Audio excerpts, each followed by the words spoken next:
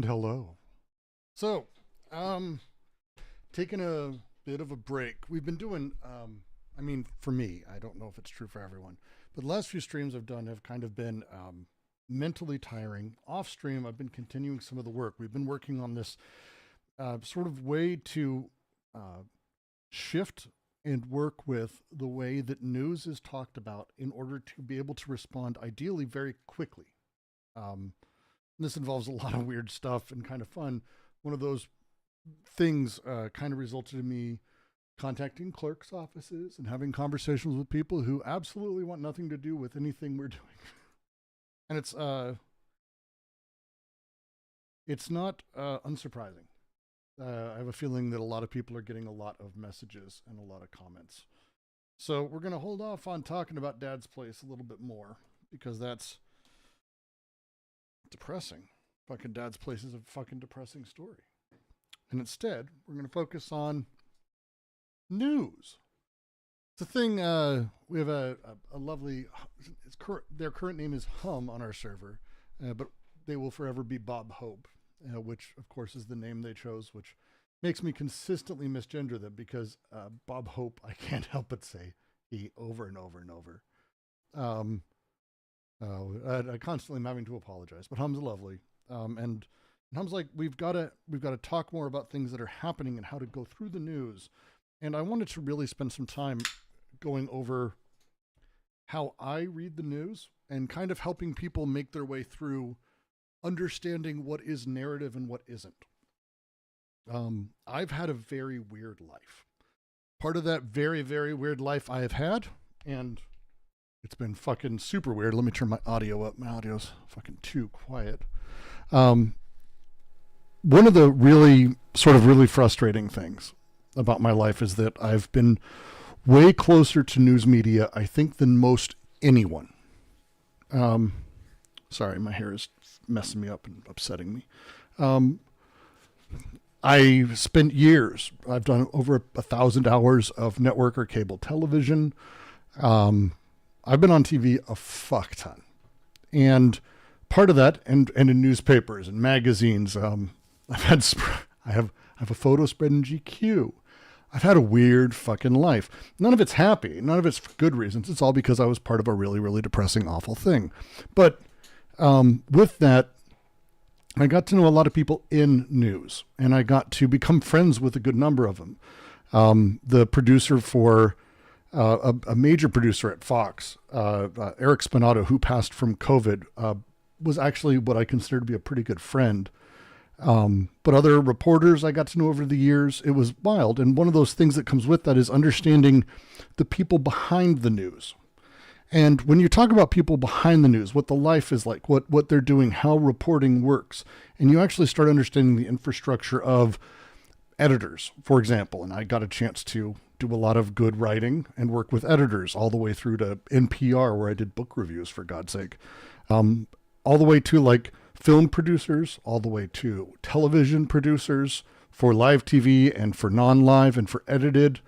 I was part of a series of, I mean, I've done so much, but part of that is you start to get an understanding of how to sort of look at and how seriously most of these people take their jobs. How we can have a conversation about the news necessitates an understanding of how the news works. So I want to go through a couple of headlines and spend some time talking about them on stream today. And for us to sort of try to find what we might consider the truth.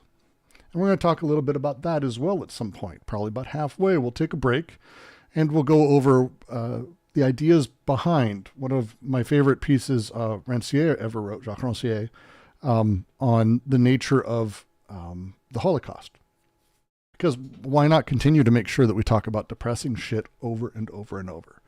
I know it's what you guys are here for. So we're going to go over Rancière, but the two big news things I want to talk about, because I find it really fascinating how the news is reporting, and we're going to spend time talking about it. The first is going to be, I think, I don't really,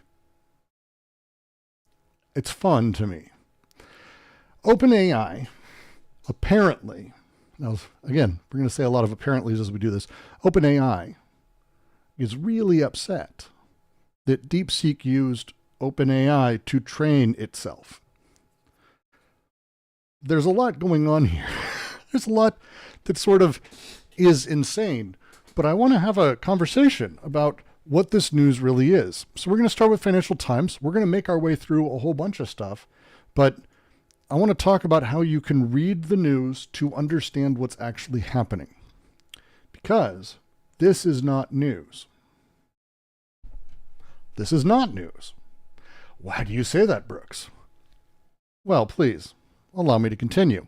Let's read through the Financial Times article. And we can do any one of these. We can do Business Insider. I don't give a shit. Well, I can't do that. Well, it doesn't matter. It doesn't fucking matter.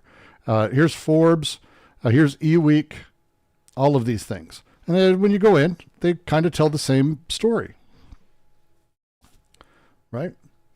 If you're unaware of OpenAI, we'll talk about this for a second. OpenAI is it's not because they didn't report it. It's not. We'll get there. We'll get there. So OpenAI is a huge company that built ChatGPT as well as DALL-E and a whole bunch of AI algorithms, and kind of originally, by being a nonprofit, got a lot of goodwill cachet, and then the switch to being a for-profit company basically didn't change anything major at the company, and they continue to be what they're doing, which is basically stealing everyone's stuff and using it to train. They don't ask for permission. They don't give a shit. They've not cared. Asked point blank whether or not they used YouTube videos, for example, to generate anything or to build their models. They always fall back on, well, we're not sure. I'll have to look into that, as if you wouldn't know offhand if the single largest video website in the world is part of your data set. You would. On the other hand, as this has been going on, their major competitors have been things like Anthropic. I tend to be a big fan of Claude. I'm a Claude user. Claude is an AI project that Anthropic has built that does tuning a little bit differently, sets it up. I use it for coding. I use it for helping sort of generate outlines and parse notes down, and to sort of just do double checks on how things are written, that kind of thing. But it's a solid model. These two are the kings of it. Other models tend to be what I would call open. OpenAI makes this confusing, but OpenAI is not open. You cannot run their ChatGPT locally. They do not give you this model. You cannot run it. It is not open source. It is not open. You can't even look through it. They won't allow people to download. It's a lie. OpenAI is a lie of a name. Anthropic at least admits what they are. But most of these are these closed models. There's a handful of video projects that are doing the same thing. Google's Gemini, for example, is this. On the other side, you have what I would consider more open models, shockingly led by Meta and Mark Zuckerberg, with the work that they're doing around basically Llama data sets. They're things you can run at home on consumer hardware, even if it's extremely high-end consumer hardware, but the ability to run it at home is a big deal for me and my sort of ethics around this. But it's not really for everyone. Everyone's got their opinion on which is better. But these are kind of the two. Alpaca, I run most of that stuff through Llama. I have a bunch of different sort of stuff as a thing.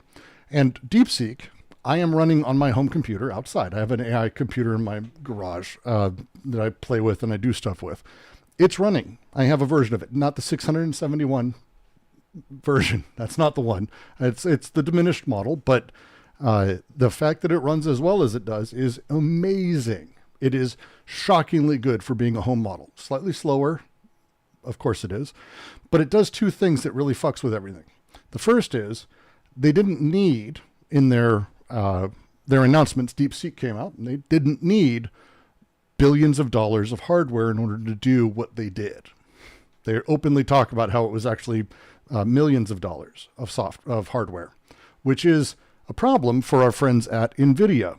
If you don't know our friends at Nvidia, let me show you what their market cap did in response to DeepSeek's release. Let's go back 5 days. We'll go 1 month. There we go. Oh, look, right here, their stock went from $142 a share to, it looks like at end of day 119. $600 billion in value was lost from the company. It's the single largest loss of stock value in history. In history. I don't feel bad for them at all in any way. Fuck NVIDIA. I really don't feel bad for them at all. They're silly idea that their stock was ever worth that much. It's a silly idea. They make hardware that you needed these particular models to run, but then lo and behold, you don't. And so it caused a crash. And they're not exactly recovering. If you aren't able to see the graph here, let me sort of zoom in a little bit. We'll go back a month. So you can see they've had very, very good highs, and they're just not recovering from it. And so this is not a small run. This is 3 straight days of ups and downs, and the market is kind of finding a new level for them. So NVIDIA is really upset about this, but not just NVIDIA. NVIDIA also had been working with the Republicans and Trump. The AI caucus, if you haven't been paying attention to this, with the AI czar, which isn't a fucking real thing, but the AI czar, who works for Trump, has been, we're going to be the biggest ever. We had an executive order. One sec.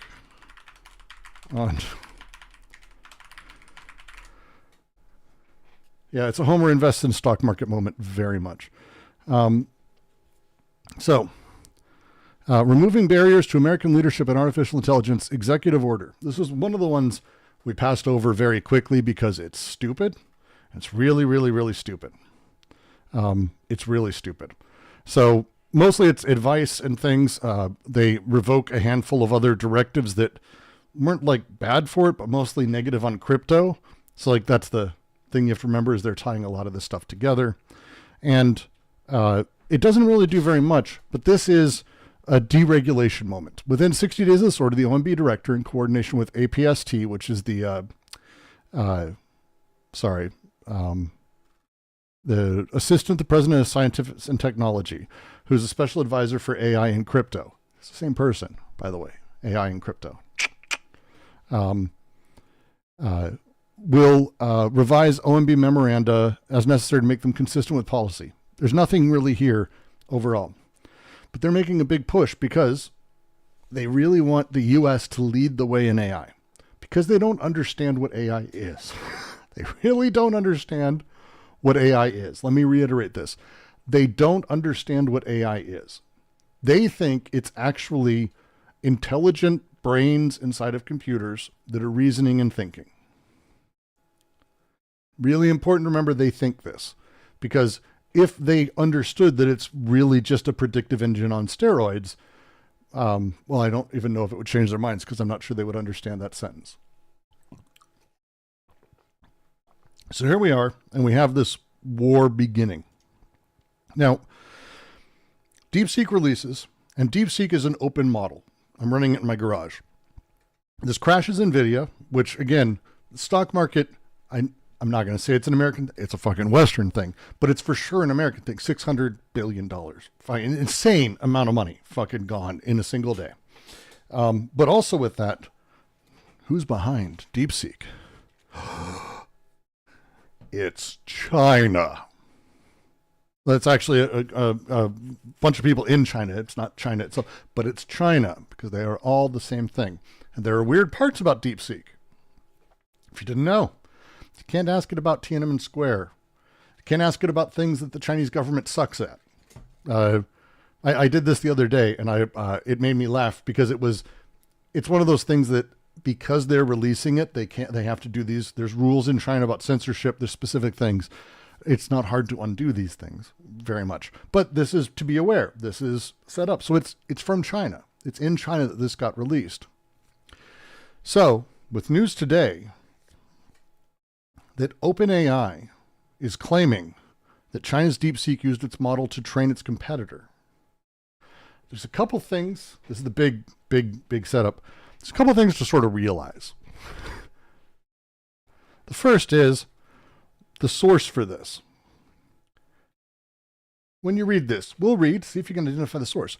OpenAI says it has found evidence that Chinese artificial intelligence startup DeepSeek used the company's proprietary models to train its own open source competitor, as concerns grow over a potential breach of intellectual property. Wait, let's analyze that sentence. Let's not move on yet. Let's go with that. So, okay, DeepSeek used ChatGPT to train its own models. I wonder where you could have gotten that information from.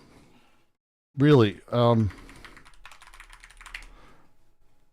let's find out. Actually, I think it's kind of an interesting thing for us to look at, because where could you possibly find out that they're doing this and how they're doing this? I wonder if there's a setup inside of this where they talk about how they were using ChatGPT to train their models. It's not training. This is where did they get the data from? So we'll go where was it? Come on. I'm gonna have to go way down. Where's the rest of this page? More pages. Oh God, no wonder. This is gonna take a second. One sec, I'll have to download the file. I'll just get the file. No.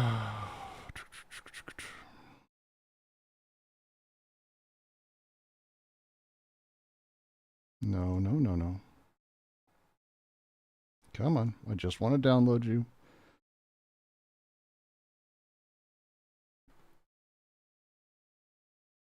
Pop you right in. Here we go.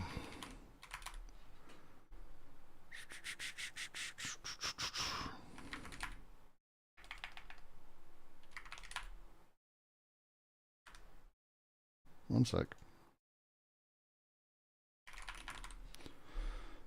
Come on. God damn it. What was the keywords? Why isn't it showing up?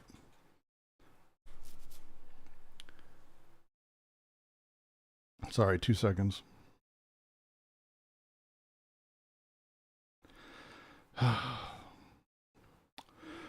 just read through this. The forward-looking perspective. We consistently strive for strong model performance and economic costs. Therefore, in terms of architecture, DeepSeek v3 still adopts multi-head latent attention, which is the DeepSeek AI setup they talked before, for efficient inference. These two architectures have been validated in DeepSeek v2, demonstrating their capability to maintain robust model performance while achieving efficient training. Beyond the basic architecture, we implement two strategies to further enhance. Firstly, DeepSeek v3 pioneers an auxiliary loss-free strategy for load balancing, blah, blah, blah. One sec. I want to make sure I get this one right.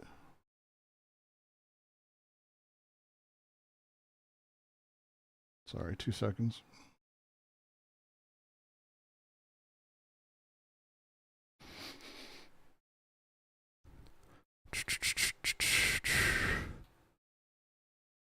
Because I know they said it in the R1 white papers. Like, they literally say that they're doing this. The LLM, sorry. Why is it not showing generated? Come on. Sorry, 2 seconds.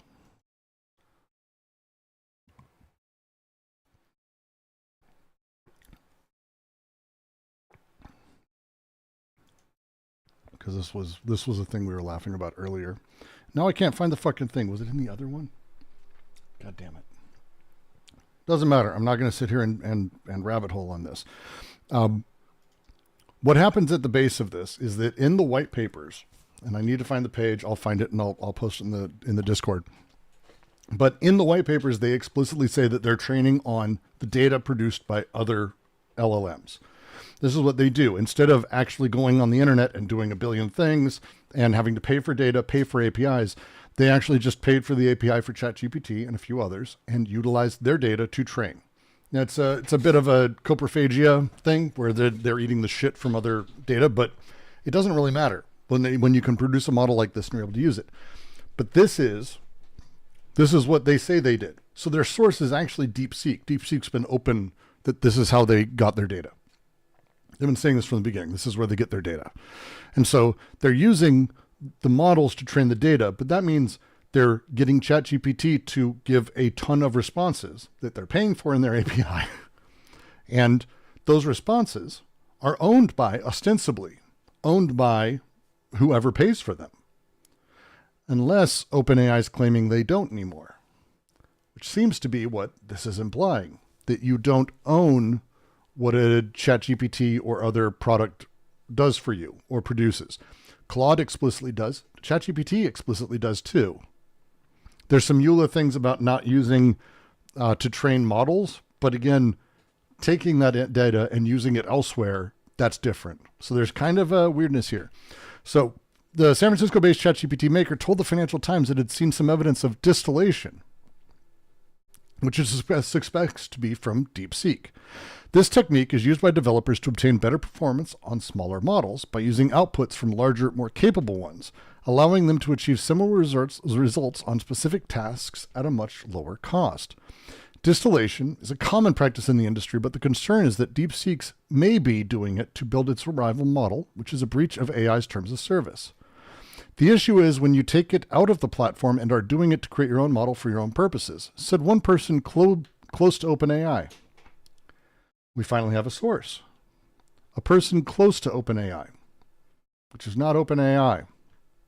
So when they say, the San Francisco-based ChatGPT maker told the Financial Times it had seen some evidence of distillation. No, they didn't.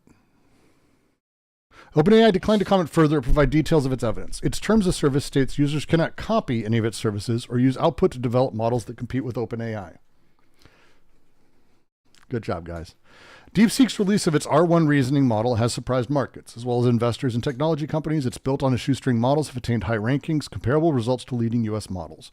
Nvidia lost $600 billion off its market cap, blah, blah, blah. OpenAI and its partner Microsoft investigated accounts believed to be DeepSeek's last year that were using OpenAI's application programming interface, their API, which they're paying for, and blocked their access on suspicion of distillation that violated terms of service. Another person with direct knowledge said. So, to say another way, they're really upset that the output of what their model does is being used by people to make models. Yes, this is the beautiful irony of life. Fuck off. Like, that's all I can say is fuck off. Fuck off, fuck off, fuck off. If there's anyone slightly upset about this, you suck. Fuck you. This is... They trained all of their shit without asking permission, illegally, by the way, used other people's content. It's flatly against any sort of semblance of copyright or use. You can't use things like all the YouTube videos or all the content that you can scrape from the internet. These things you cannot just do this to do models, but they claim they can. But then they want the product of that to be owned and closed off from anyone else to be able to use for making other models. They're pieces of shit. They're pieces of shit. That's it. They're pieces of shit. Earlier, President Donald Trump's AI and crypto czar, David Sachs, said it is possible that IP theft had occurred. Imagine trying to enforce IP against the output of AI. At that point, yes, you can sue for anything. You can sue for anything. There's a technique in AI called distillation, where one model learns from another model and kind of sucks the knowledge out of the parent model. That is not how that works. That is, like, David Sachs is full of shit. Of course, we all knew that. That's why, I mean, imagine being the person Trump puts in place for crypto and AI. I'm not sure you could find someone who maybe exists that's more full of shit in every single way in the fucking world. There's substantial evidence that what DeepSeek did here is they distilled the knowledge out of OpenAI models. I don't think OpenAI is very happy about this, although he did not provide evidence. I hate our world so much. I hate everything about our world. It's just incredible. DeepSeek said it used just 2,000 NVIDIA H800 graphics cards, spent $5.6 million to train its V3 model with 671 billion parameters, a fraction of what they do to do this. Some experts said the model generated responses that indicated it had been trained on outputs from GPT-4, which would violate its terms of service. Who cares? Industry insiders said it's common practice for AI labs in China and the US to use outputs from companies like OpenAI, which have invested in hiring people to teach their models how to produce responses that sound more human. Yeah, easy. So again, OpenAI, without asking permission, trained on human work to make their stuff sound human. And they spend money to do that, granted. but they didn't compensate or even give a shit about the people they're training off of. Now the capital they've sunk matters. And so they're going after people, or they're upset that someone else used their model to then train their AI. They're pieces of shit. The practice highlights the difficulty for companies keen to protect their technical edge. We know China-based companies and others are constantly trying to steal the models of leading U.S. AI companies, OpenAI said in the latest statement. We engage in countermeasures to protect our IP, including a careful process for which frontier capabilities to include and released models, and believe it is critically important that we are working closely with the U.S. government. This is China fear and trying to basically more or less blacklist a lot of China work. That's what they're trying to do. They're trying to lock it because, again, $600 billion was lost, and absolutely everyone who's working at ChatGPT is terrified of this. Terrified of this because if you haven't been to the App Store lately, boop, boop, boop, boop, boop, boop, boop, boop. Oh, look who's beating ChatGPT for the first time in a very long time. I wonder if that has anything to do with this. Wonder if that has anything to do with it. Hope they go bust. They're still not cash flow positive. They'll never be cash flow positive. They're a Silicon Valley company. That's not how they work. They don't do that. Say Chatiti. Chatiti. So DeepSeek, I would be happy to teach everyone to do this little thing. You don't even need, if you have a decent computer of any sort, go to olama.com. That's it. And you can run this locally on your machine. That's it. And you're set.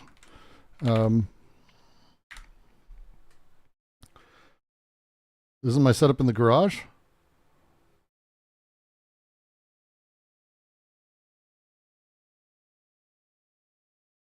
I find this stuff fascinating. So, okay, cool. So let's do a new chat. And for example, I'll show you. Tell me why the Chinese government is doing poorly with its people.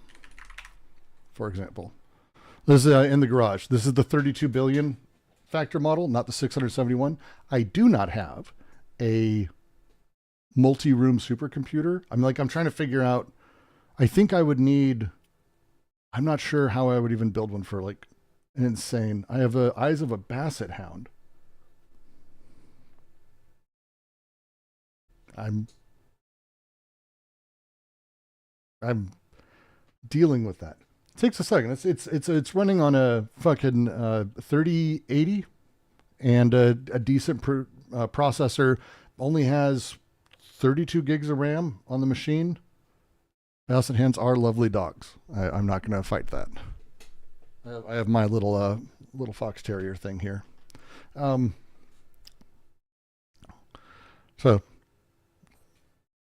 there you go. It's Chinese government problems that it's having. Economic inequality, censorship, information. You can't do this on the app. The app is running on, I'm going to guess, Alibaba servers. I'm not positive, but it's kind of a safe bet. It's running on Alibaba or Tencent servers, and they're not going to get you to do that stuff on those servers. Like they're running it there, that's set up. When you have the stuff locally, does it use the internet to get info? No. The way that these things are trained and operate is that they take an extraordinary amount, or ChatGPT did, and we're living off of that work. They take an extraordinary amount of information, and then they use this algorithmic process through neural networks. That's what they call them. I think it's this terrible name, in order to start predicting what next thing will be said. So when you ask a question, there have been so many times that question has been asked, and it has, no matter what, by the way, all this shit has been said insane number of times on the internet over the last 40 years. Just the last 5, like even without AI, how many fucking Reddit posts, how many random Twitter comments, how many comments on fucking every forum or comment section on every YouTube video, you find text, they're pulling this. Okay. So when you ask it questions, some of it will be, this is decent. This is a decent response, but it doesn't understand anything. It doesn't understand anything. There is no reasoning happening. Okay? The only reasoning happening is that it prints a sentence and then prints the next sentence based on predictive text algorithms. That's it. They don't reason. Anyone who tells you otherwise is using marketing terms that they do not understand. And cognitive sciences would be very, very furious with anyone who says that they're fucking reasoning, let alone that OpenAI almost escaped, which is what, like, the baby brain take of the world. It's insane. But that you get decent responses. Tell me why the Chinese government is doing poorly with its people. The perception that the Chinese government is performing poorly with people arises from several interconnected challenges: economic inequality, censorship and information control, social pressures, environmental concerns, human rights concerns, and corruption. This is not a bad answer. It's actually a pretty good answer. Actually, a pretty good answer. The things to test an AI on are to ask it questions that people haven't asked. This is very difficult, but you can do it, if I may. Explain the body without organs from Deleuze through the language of Superman. I have no idea what it's going to say, but it's going to be wrong. It's going to be wrong. It doesn't even matter at this point. Like it is, I don't even, Claude gave me actually the other day a decent answer to like what the BWO is. Say it's thinking. It takes a second. Again, this is, you have to think of it in a lot of terms. I'm sending through a sentence that's 1, 2, 3, 4. That's like 15 tokens, maybe 12. That's a lot at once for a machine that's kind of just in my house. That's a decent number for anything else. Like remotely. Here we go. Explaining the concept through lens of Superman involves a metaphorical exploration rather than direct analogy. The BWO is introduced by Superman analogy. Transcendent Superman embodies the BWO in his ability to transcend conventional human limitations. He doesn't rely on typical biological organs. This is not right at all. This is not right at all. It's not reasoning. It doesn't understand the body without organs. It can't possibly. It's a fucking video card and a decent processor. It's stupid to think that that's doing reasoning in any sense of anything like that, right? This is, as I mentioned, it's 3090. It's a nice, I think it's a 3090 in there. 3090? Yeah, because I took my 3090 out of here when I got my 4090. So it's a 3090 in there, just 32 gigs of RAM. But I'm going to be rebuilding and sort of upgrading and putting, I've got a couple machines I'm going to kind of part together and put up. But at some point I'm going to like really go wild. But these are just insanely wrong. Superman's heroism transcends traditional heroic tropes. He operates with a unique code, dealing with situations in ways that aren't connected by usual social norms or structures. No, I'm going to say. So here's why, though, that this fails. Because no one's ever written this before. And if it has been written, it's one person. It's one person. I mean, it's an easy thing to set up correctly. I'll show you. This is actually very, very simple. Go to Olama, and it gets up and running. Okay? This is pretty simple stuff. Once Olama is installed, okay, you go in to DeepSeek R1 in the command prompt, depending on the video card or setup you have, and you get to make the call. Okay. 70B is a fucking beast of, you have to think of it as, these are the number of things that are going to be sitting in memory while it's being processing. So these have to go together. They all have to be there. They don't get processed separately. So like a 671 billion setup, you're talking about a significant fucking PC. I mean, it's not like it's 1 gigabyte to 1 factor, but it's close enough. I mean, it's don't do that. So if you want to run it, It'll be very fucking hilariously slow, or it'll fail. You just go into your command prompt PowerShell in Windows, and you just grab this code, make sure it's the right one.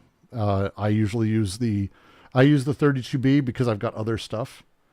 I've got other stuff running on there. I have a image generator, and then I have a coding bot that sort of is just building code for me when I ask it to do things, because I have ideas and I want to see if it works, and then host it, and I can host on there too, and it's got control of that. Some really cool stuff AI can do. I mean, again, I'm not shitting on the tech. It's just and once this is live, then the other thing you can do, and I use this quite often, is Pinocchio, just to recommend a general thing. Not that Pinocchio, this Pinocchio, Pinokio, Pinocchio. Great Discord. They're really responsive. They're absolutely willing to help anybody. But this is like one-click, lazy as fuck running most of these things, and they're kind of updating pretty regularly. Cool? Those would be the things I would check out. The third would be, if you're wanting to play more with images and stuff, Visions of Chaos, but that's a bit of a pain in the ass and really in-depth. There's my tutorials. That's as far as I go with it. But again, this is what DeepSeek does. This is what all these things do, is they have this sort of basic setup, and they can't do original thought. They don't. They're predictive based on what you ask, based on an incredibly complicated setup. It does what it does.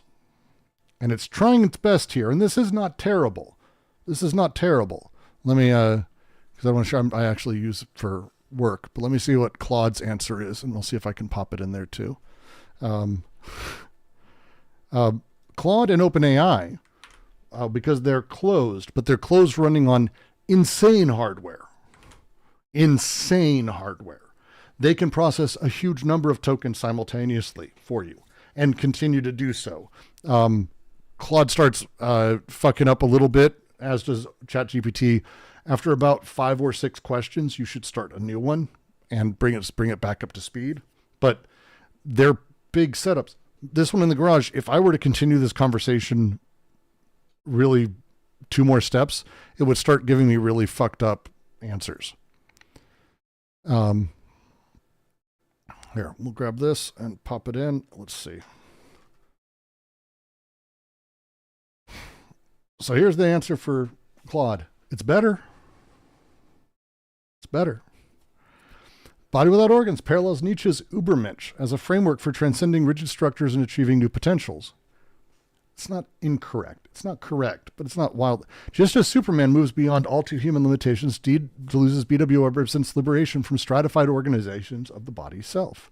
Both reject fixed identities. Superman transcends conventional morality. That's not true. Superman doesn't transcend conventional morality. BWO dissolves structured organism. I don't know what the fuck does that even mean? Emphasize becoming over being. Superman as bridge to something greater. BWO as plane of imminence and possibility. Whew. Yeah, this is fucking every time. Don't just ignore him. Just ignore Nick Land always. But that's what you can do. It's better. It's not good. It doesn't go recursive, Boone. It's tougher to explain. It's easier to see if you code, though. If you're coding with it, it's easier to see how it starts trying to rebuild or how it sees things. Because again, it doesn't understand everything you're doing. So when you write and it writes a lot of responses back, let's say you get it to write a script. This is I've been trying to explain to writer friends of mine why they don't have to be too worried. If you have it write a script, like 10 seconds, 5 minutes of a fucking TV show, whatever, it'll do that.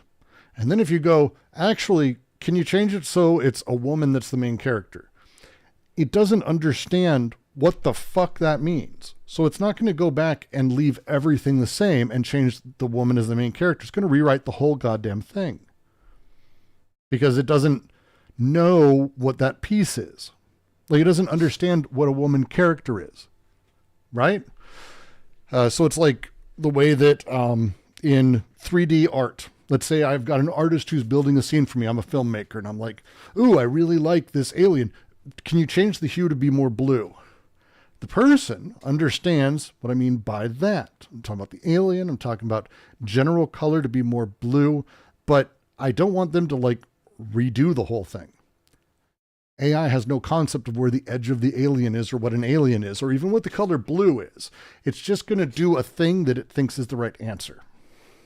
So because it doesn't understand anything it's doing, because it can't, because that's not how it works, because it doesn't keep state in memory, and it also doesn't understand the difference between past, present, and future, and it doesn't compare them against each other. And that would be just the beginning of what I'm talking about. They don't get any of this shit. So as you go, it kind of loses the plot, but it thinks it still has the plot because it's predictively continuing with the parts it with the mathematically sort of dedicated parts to it. So it's actually really, again, this shit's fascinating. And I mean that like wholly. I find this shit absolutely fascinating in every single way. I absolutely love this. And I think there's a lot of really incredible uses for it. I don't believe engineers should be forced to understand the terminology and syntax of every library for every coding language that exists before they get hired somewhere. I think that's terrible. I think these models do not understand it, but if you go, I want to build this, what libraries should I use? It will list all the possible libraries, how you can do it, and what the fucking syntax is to do it. It's incredible. That alone is going to just insanely make every engineer just a billion times better. But beyond that, the ability to get rid of those boilerplate bits, the shit that you don't like, all of these things, it's wild. So when you start talking about like what it can do the things that have been done a million times. Don't use it for the other things. And that's across the board. Gayest Winston says, well, I'll start with Olivia. This is the problem with so-called AI software engineers, as far as I know. They can't really understand the business domain or the science domain or the mental domain or the understanding domain or the philosophy domain or the, like anything. There's an AI, one of the top AI guys at NVIDIA, when Sora put out its videos, one of them was like this coffee cup with these boats in it. And it was like, it was a cute image. And he went, this is amazing. It understands physics. It does physics simulations. And I was like mortified for this person. The fact they still have a job is insane to me because they think NVIDIA, who actually owns PhysX. I used to work with the guys who developed PhysX, who sold it to NVIDIA. Like we worked with them on the Star VR headset. They're incredible engineers across the board. So many brilliant people. These are the people who own PhysX software, which is a physics rendering for games, real-time thing that no one uses really anymore, but still insane. That someone there thinks that this video image thing understands physics is embarrassing. This is AI in general. Ignore them. It's the same way like there's crypto people, the vast majority of crypto people you can ignore. There are people who really are trying to do really interesting shit with it, but it's more boring. Anything that's actually possible with this tech is always more boring, and it won't make you money tomorrow. So no one gives a fuck about them. That's the way it works. Guess Winston says, am I correct in saying the model doesn't have a big list of data like the Soviet Union dissolved Queen Elizabeth? Correct. All it has is, in particular cases, what letter comes next. Like, that's it. You know, your predictive screen on your iPhone or your, like, where it's like the next word. And if you just keep hitting it, like, it's like, oh, I was wondering, oh, if you want to, then you want to, I want to, then you, because it fucks up. It doesn't understand. It just knows the next word. We'll expand that instead of being the next word, where it kind of can understand the next 25 words, tokens, like a token's worth, or the previous 25, and kind of can mix those up. Like that's kind of actually the best way to explain it. It's more complicated than that and smarter, but that's the thing. Like that's the idea. So when we start talking about like these guys in China trained their model off of ChatGPT, and ChatGPT's mad. First off, don't let them make you think, oh my God, China, it's China. It's China. This is what they're focusing on. This is what the Trump people are focusing on. This is what all these guys are focusing on. It's Chinese competitor DeepSeek. I'm curious how it's a competitor. They aren't doing a private model. DeepSeek's public. I can download it and play with it. They're not forcing people to be charged with it. It's not competing on that side of things.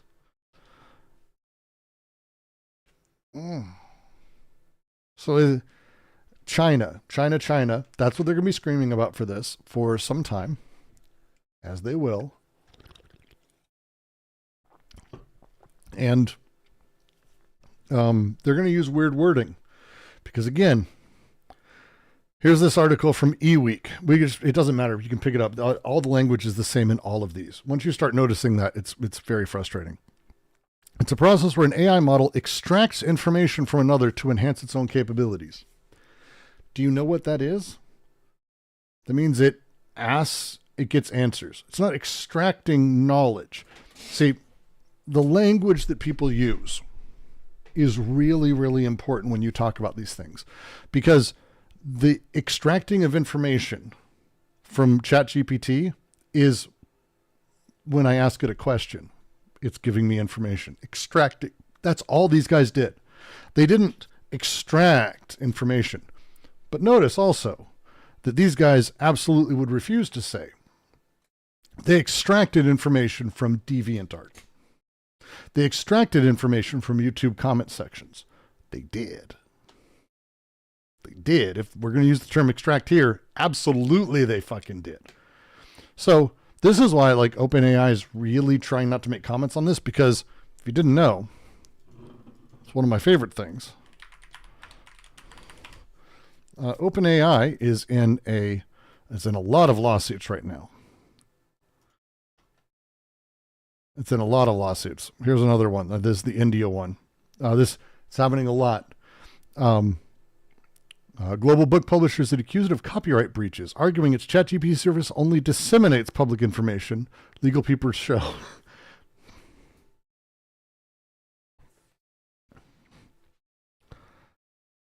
Motherfucker.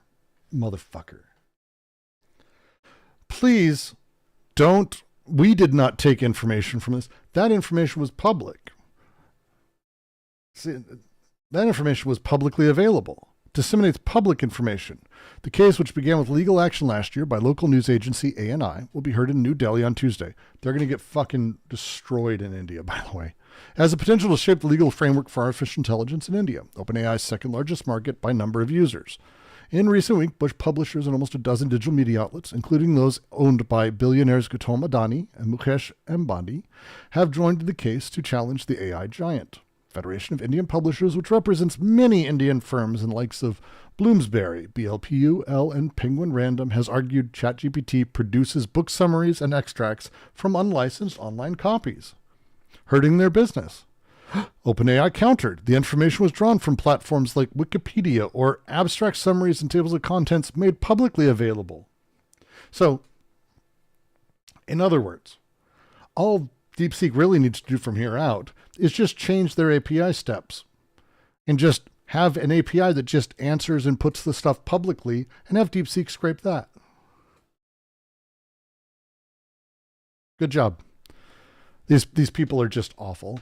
They're just trying to extract every bit of value they can from anyone. It's fucking insane. These people are nuts. But how it works.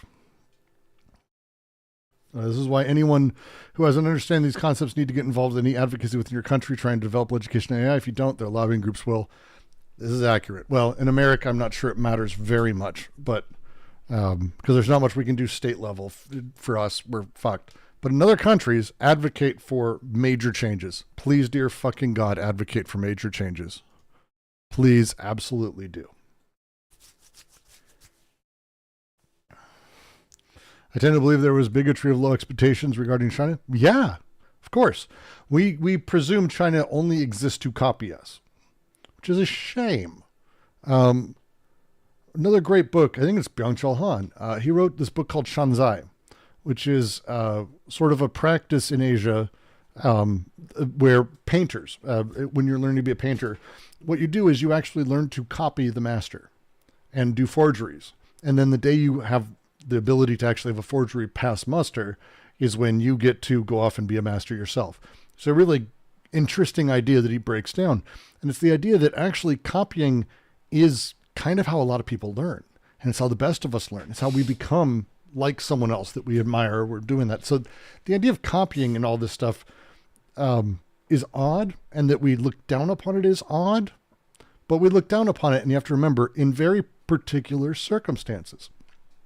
OpenAI, we have no issue with them stealing an extraordinary amount of intellectual property from a huge number of people throughout the country. We do not give a shit. They're a private entity. They don't give a fuck. But as soon as China does it, suddenly it's like, wow. Wow. I wonder if it will turn out China has more capable military too. I don't even know if it matters. I don't think we're going to find that out. You know what? Let's just say, Chode, I never, ever want to know. I'd like to never know. I'd like all the bigots about China's military and US's military to just never know. I'd like that. That would be good. Because I don't really want anyone to be proven wrong. So, if that makes sense, I just don't want anyone to be proven fucking wrong. God.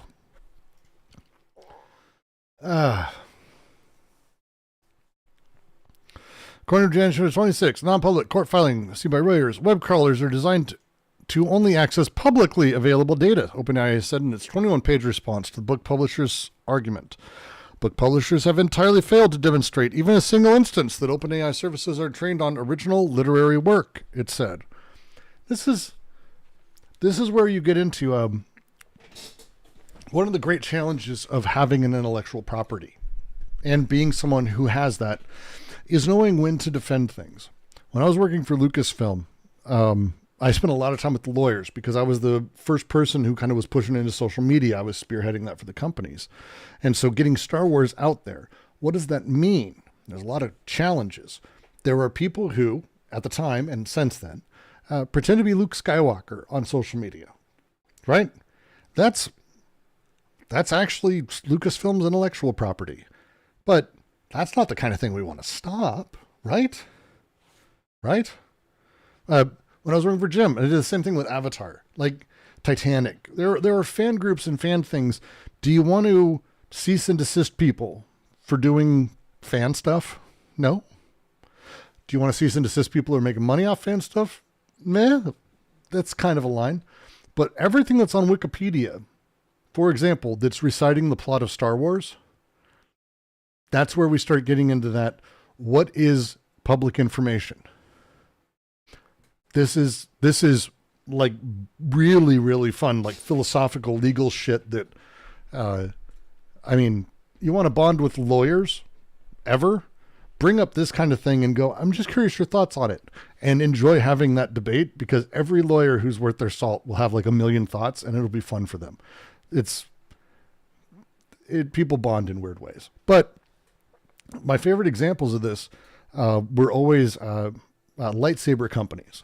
So there's the 501st is, and I have some friends in the 501st, really great people. They are people who dress up in Stormtrooper other costumes as well.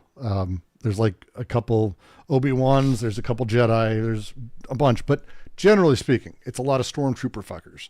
And these people make their own outfits. They don't buy official ones. They make their own. And then they put the plans for these outfits for other people to be able to build them. And so question is, if we put those up, are you allowed to then sell a version of it on Etsy? No. Maybe. I don't know. It's a question. I don't know. But when we talk about like publicly available data doesn't mean that it's free for everyone to use. That's not what it is. But they're doing this because of this one big problem. If you don't defend your intellectual property psychotically, other people will use that against you. I learned this when I was doing Star Wars. I learned this when I was working for Gem too.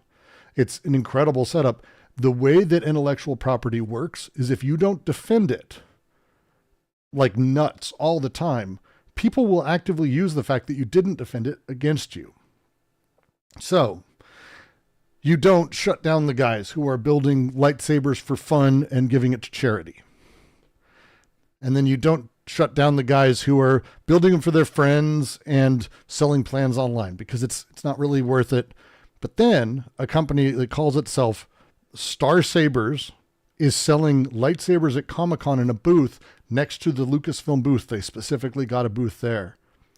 And they're all dressed up in Star Wars, and they're all using Star Wars shit. And they say, what, you let all those other guys get away with it? And it's kind of an argument. And it's kind of an argument judges care about. So, what's the answer? Well, our copyright system's fucked. But this is what they're doing here. Web crawlers are designed to only access it's publicly available. It's on Wikipedia. Oh my God, that's all we use. Well, yeah, but that information on Wikipedia is still copyrighted. Just because it's on Wikipedia doesn't mean you get to use it. And now we're in a really weird place because they've already done that. Their entire company, billions of dollars, is behind this. And no one's going to stop them because Disney wants this. Disney now owns all of that stuff because there's like only 6 companies in the world meaningfully. And they want in on this AI stuff because for them, the ability to have everything minimized and find efficiencies across the entire companies and everything they're doing, they don't want to make enemies of any of these people. And in fact, a lot of them are invested huge amounts of money via other companies that they're invested in. So you end up with this very fucked up small circle of people who are all super, super rich who are now indebted to each other. That $600 billion, that didn't come from you and me. I don't think so. I mean, it didn't come from me, I should say. It came from rich people, and it came from institutions of rich people and places where rich people have invested their money that reinvested that money, that is investing that money and other money into Nvidia. So that $600 billion came from somewhere, and those people are upset. So it's kind of fucked up. The entire process is so fucked up. These fucking assholes. I advocate that it should all be made open source and that the government should run it. It should be nationalized. I believe it should be nationalized, and everyone should have the equal access and the ability to use it for whatever. But that's just me. This is just so depressing. So depressing. So when we start getting into the news of all of these things, fucking Sam sucks. This idea of how this thing works. How? It's so fucked up. Yes, it is. Getting fucked up by a Chinese model that spent almost no money on its hardware and basically spend it on your API that you're undercharging people for because you want to basically steal the entire market and having them take that market. Beautiful. Keep it up, and they will. I have a feeling they will. Like, there's no they wouldn't. They're not going to slow down. They don't give a shit. What is OpenAI going to do? Stop people from accessing their API? Good luck with that. Good luck with that. Good luck with that. They'll find another way to do it. It's not wild. And also, again, they've already defeated. They've already beaten it. So it's so wild. So wild. That's news story 1. If you have any others to go through, please. I'm very up for going through any other news. I've got one other big one I do want to go through today, which we'll go through. Boon of Target says, I bet you a lot of people are very curious about what these platforms actually do now. Sure. Well, that's why the top 2 things are these setups. And again, I will say the number one thing that people should be using this stuff for is coding. There is absolutely no reason to be, if you have, and have at any point, had an issue with renaming files in a folder. I asked my AI, I was like, hey, can you do me a favor? I want you to use a heuristic to read the first 3 pages of every PDF in a folder, rename it based on what you assume the title of that PDF is with the author, and then sort them into folders based on these general subjects. It built the app, built the script, and it ran for me. And it sorted my PDFs. that I've been sitting with too many fucking PDFs downloaded from Z Library and LibGen that have like titles like 1642875.pdf and other shit. It's insane. It's insane for making simple GUIs. It's insane for making scripts that you're going to use on your thing. It's insane for learning coding if you are aware of what it's doing. It does not code well. Do not at any point think that it is a way to learn by copying. It is not a person. It does not understand how code works or why it works at all. It is guessing logically based on the same type of thing that the images do, that text does, that code does, because it's trained on insane amounts of publicly accessible code. Insane. Use it, learn from it, and let it rocket you forward. Because absolutely, if you don't think that other engineers or other juniors are using this stuff, they are. They are. And the art is no longer in how fast you can get a bootstrap website up in HTML5. No one's going to be impressed with how quick you can do that shit anymore. That was like a decade ago, maybe more. Maybe I'm dating myself. It's probably a little bit before that. But getting something up, having a cool animation, no one gives a fuck about this anymore. All that stuff is like, I want an animation that does this. Off it goes. Now it's in, actually, can I cleverly learn how to really build something novel? That's what is going to be the thing. That's the setup. You got to teach you how to rewire a light, but I think if I rewire don't ask it to do things like that. Chode. I'm hoping you're making a general joke. They have no knowledge at all. You could seriously die if you ask it to teach you electrical shit. Don't do that. Don't ask it how to mix medicine or cook heroin or make homemade Tylenol. Didn't follow it, drew it out, and checked other sources. There are some things I'm going to say AI is not quite there yet. Chode. I appreciate that you were the astronaut testing that out for us, though. I appreciate it. Speaking of testing, I have something gross I want to try. I thought it'd be fun to do on stream.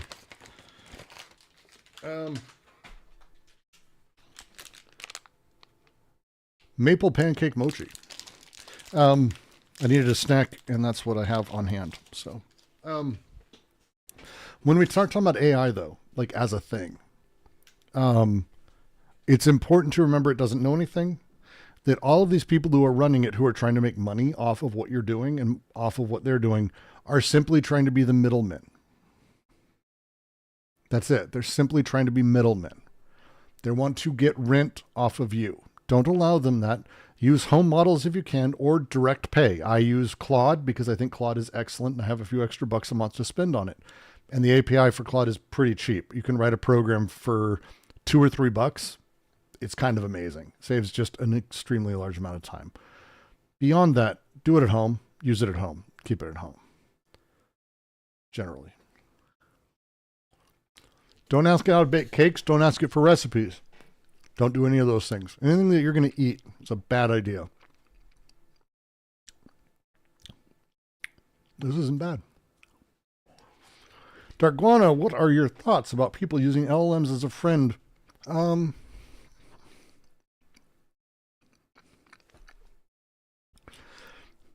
I don't tend to recommend it for a few reasons.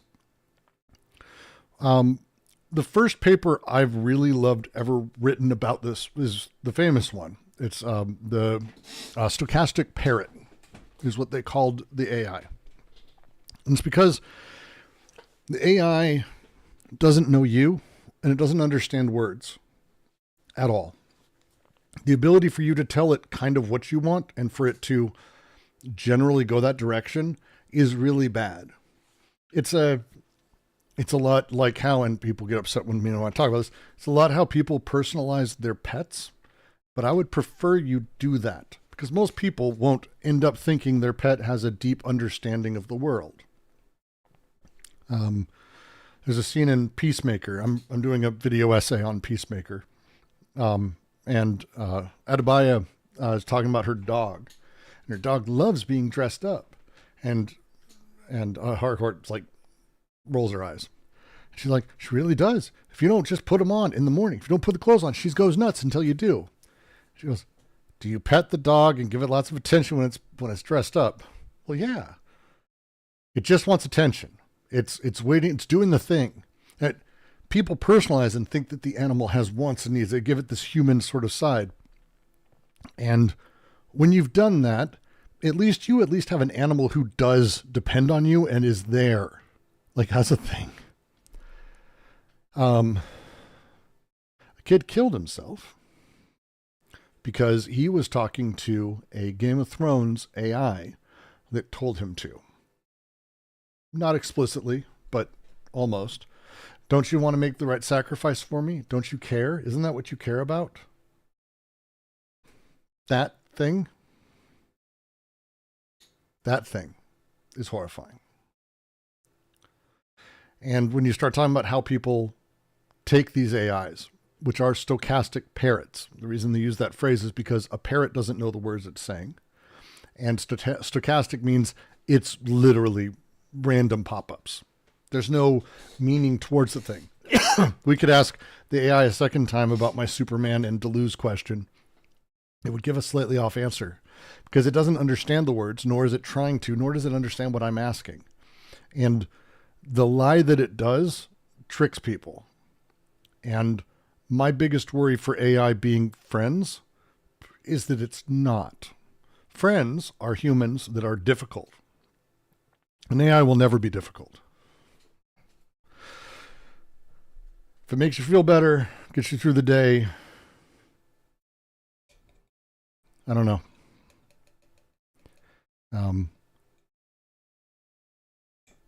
I think people shouldn't do heroin, but I also, if that's what you do, that's what you do. Whatever gets you through your day. Shit depresses me. Shit depresses me. Animals have wants and needs.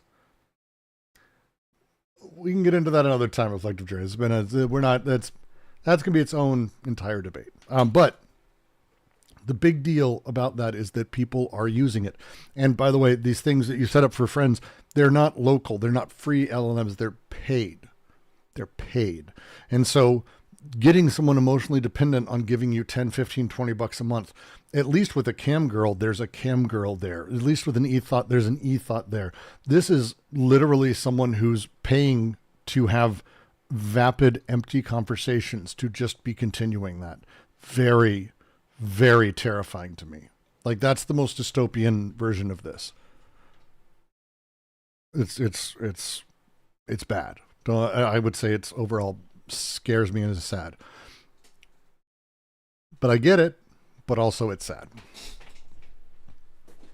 I get it. But go out. Sure shot. Oh, thank you for the $10. You know what? This reminds me of Annihilation, especially the ending scene. Not far. Not far. Not far. Computational dependency. It's not a bad phrase for it. Having no humans in the loop, having no challenges, it makes it so your existence is one where the way that you're set up as a person, the way that you grow, means you won't be challenged, which means you don't have any jagged edges, because there's jagged edges won't get smoothed off. The AI will just respond to the jagged edges. If you respond to it, I don't like that tone, it won't use that tone again until it does. And then you can be angry, but it won't ever go, well, fuck you. It's not a thing the AI will do. Human will go, well, fucking deal with it. What the fuck? You don't own me. Like, what the fuck? That's not a thing an AI will ever do. So you'll be in an existence of continuous fantasy-based back and forth that feels to you like there's another person. That's really bad. But is that better than anything else? I don't know. I don't have a better solution in our current world. That's a lot of what I normally say. I want to talk about a second thing that happened. Our friend Donnie, I'm just going to watch this. Our friend Donnie's president, and the worst aviation disaster since 9/11 happened on American soil. Happened in Washington, D.C., in the Potomac, not far from where he is and where he got elected. And that I find absolutely fascinating, because the way that people are responding to this is so deeply, deeply out of touch. And there's only a handful of news that are really handling it. The vast majority, as I flip through channels, they're mostly just like, oh, how sad, how sad, how sad. And it is. People dead. That's bad. But a Black Hawk helicopter getting in the way of a jet is not normal anywhere. It's just not normal. So was the pilot, we'll get there, the DEI thing, we're going to get there, because a lot of people aren't talking about, actually, let's just say yes. Let's say it was a DEI hire. We'll get to that. Here's this idiot. Let me know if you can't hear it right now. The work is now shifted to a Should be able to generally hear. recovery mission. Sadly, there are no survivors. Nope. This was a dark and excruciating night in our nation's capital. And All right. I'm not going to show video of it. You can find it, but a plane was, it seemed, landing at Dulles, and yeah, we'll get there, Estelle. We'll get there. We'll get there. All of these things, it's jet was landing. You can actually see the light, and then you can see a light come in from the side. That's a Black Hawk helicopter, and right into it. And you don't hit a Black Hawk, and that's not a good day for anybody. There's no good day there. And everything ended up in the Potomac. Honestly, thank God, because the Potomac is not a big river. Like, it's a decent size, but it's like there's a lot of shit nearby and a lot of people that could have been really injured and a lot more dead. It is a really horrifying thing. This is bad. We don't have these. We don't have these things as like a thing. These things don't happen. in our nation's history, and a tragedy of terrible nation's capital, and in our nation's history, and a tragedy of terrible proportions. As one nation, we grieve for every precious soul that has been taken from us so suddenly. And we are a country of, really, we are in mourning. This has really shaken a lot of people, including people, very sadly, from other nations who were on the flight. For the family members back in Wichita, Kansas, here in Washington, D.C., and throughout the United States, and in Russia. What's wrong with you? We have a Russia contingent, some very talented people. Unfortunately, were on that plane. Very sorry about that.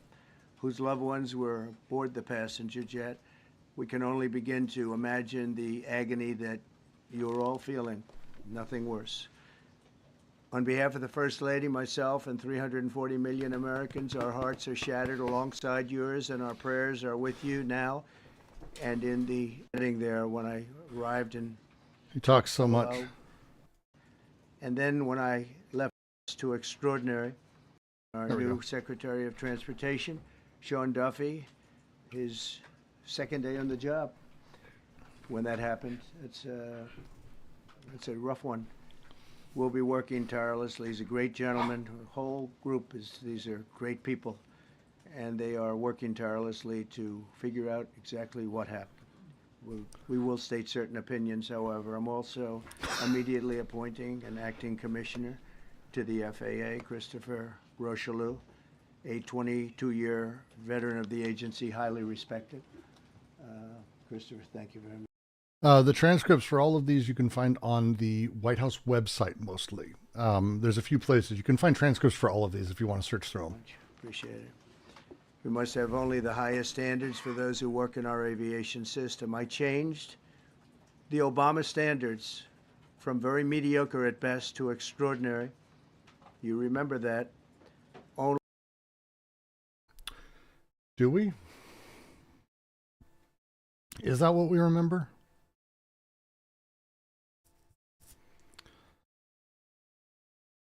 Is that what we remember?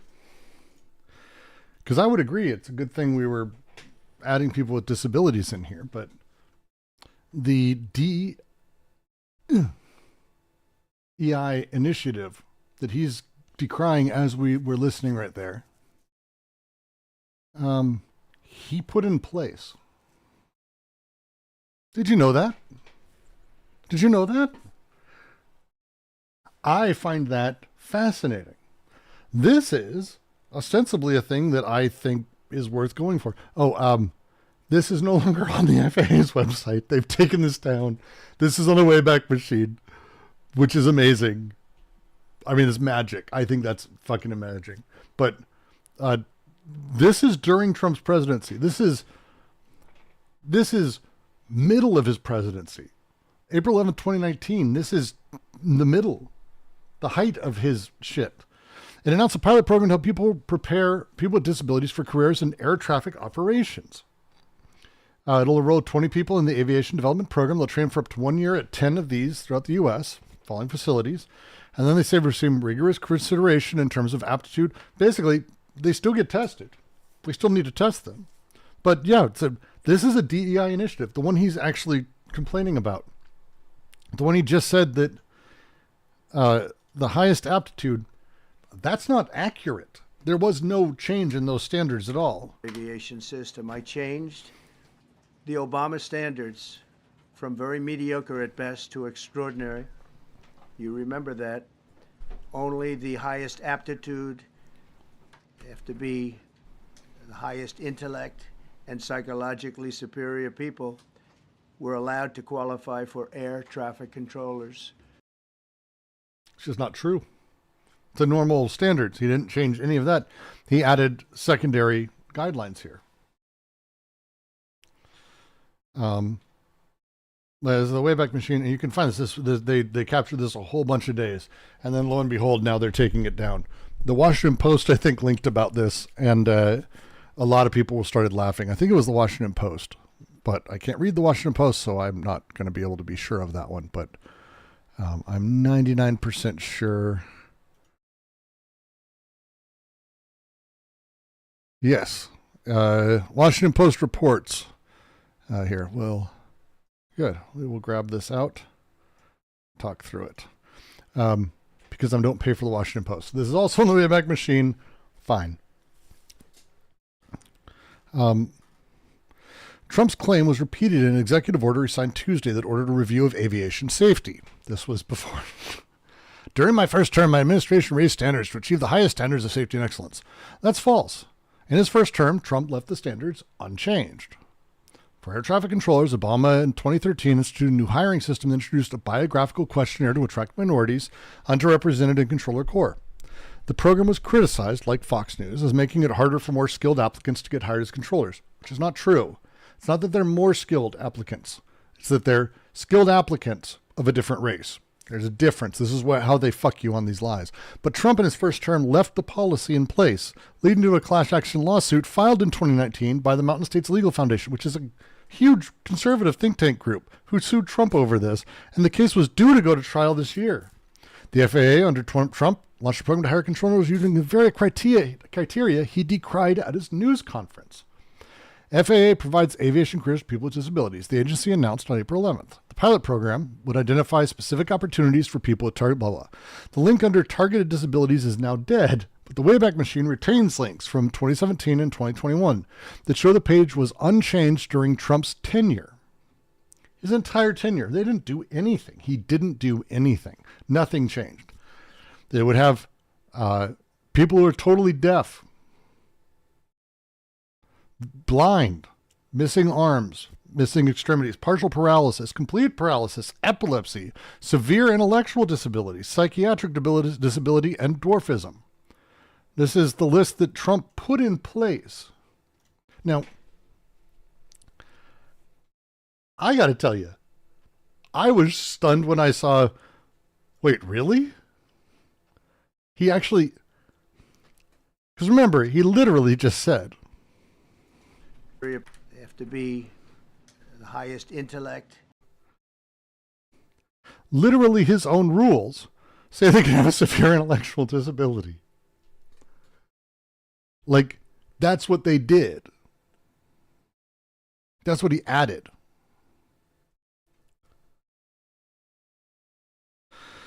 Uh, 2019, also now removed, still visible weighing machines, said the program provides, we read through this. In August 2021, the FAA announced the first of the 3 candidates graduated from the FAA Academy became official air traffic controller trainees. Good for them. 12 candidates are in the pipeline for it, pending completion of clearance process. Candidates must first pass the ATSA, followed by security and medical clearances. The announcement said the program was conceived when an air traffic manager met a quadriplegic student who had assumed he would never qualify to be a controller because of his condition. The FAA stressed that participants must meet the same qualifications as any other air traffic controller student. So here's what the program is. Genuinely. It's, hey, anyone can try out, and you shouldn't think you shouldn't. Because if it turns out that it's like some silly, stupid stuff like you're a quadriplegic, but you absolutely have the ability to still do this, and your brain actually makes you a good air traffic controller or whatever you can do, we shouldn't prevent people from doing that. They might be better. By the way, they are. That's how it works. They're better. They're better than like fully able-bodied. They're putting these people in to make sure they can do stuff. It's insane.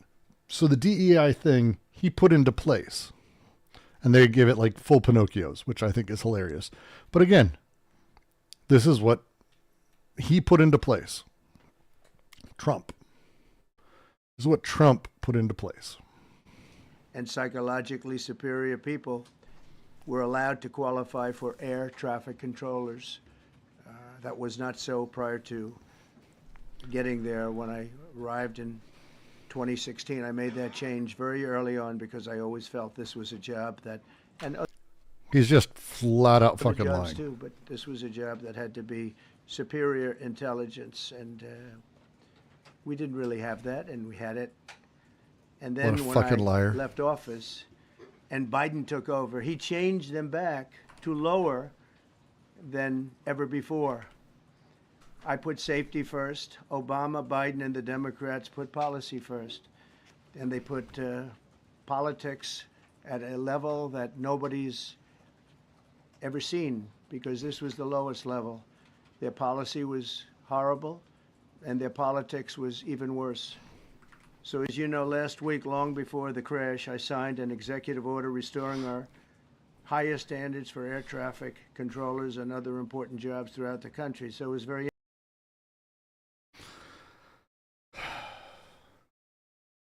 He's just completely making shit up. He's responsible for all of those dead people. We'll get to why, but he's responsible for that. Elon Musk too, by the way. Both of them. They are responsible. This 100% is on the president's docket for this because of very particular set of things that have happened over the last 7 days that 100% not just contributed, but almost ensured we would hit something like this, period. We'll get through all that, but I want to watch the rest of this. We're going to get through this. very interesting. About a week ago, almost upon entering office, I signed something last week that was an executive order, very powerful, on restoring the highest standards of air traffic controllers and others, by the way. Then my administration will set the highest possible bar for aviation safety. We have to have our smartest people. It doesn't matter what they look. You go demonstrating chances he knows what he's talking about versus he received another delicate briefing. He doesn't have any clue what he's talking about. Every single thing he talks about in every press conference, he fixed it. It was broken. I made it better. I fixed it. Anything. It doesn't matter what it is. That's literally all he says. His brain is rotted flesh. There's nothing in there. This is all he's got. So he didn't even need to get briefed. And he's just going on. But again, the DEI line is coming. It's one of my favorite things, but we want to go through the language of all of Look this. like, how they speak, who they are. It matters. Intellect, talent, the word talent. How they have to have our smartest people. It doesn't matter what they look like, how they speak, who they are. It matters intellect, talent. I fucking love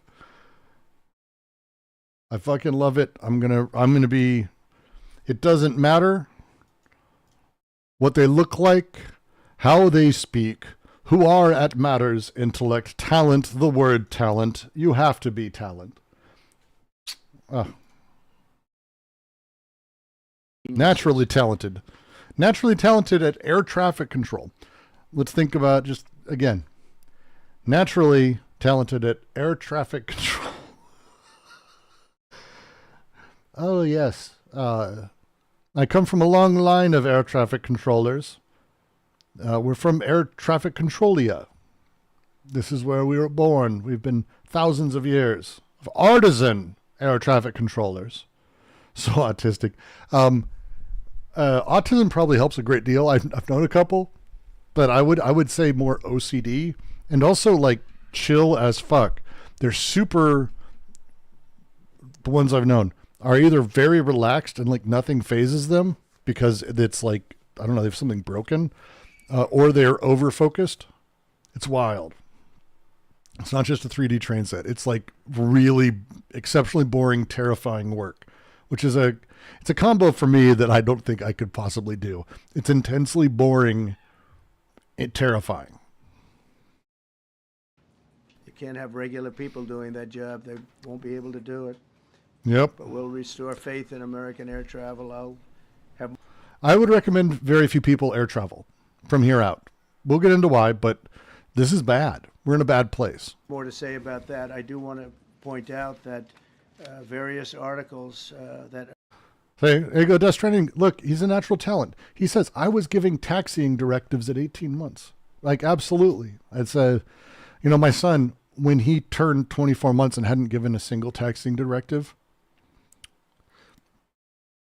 we had to talk to the doctors about him being air traffic controller delayed. There's medication for it, but we know the natural ability isn't there.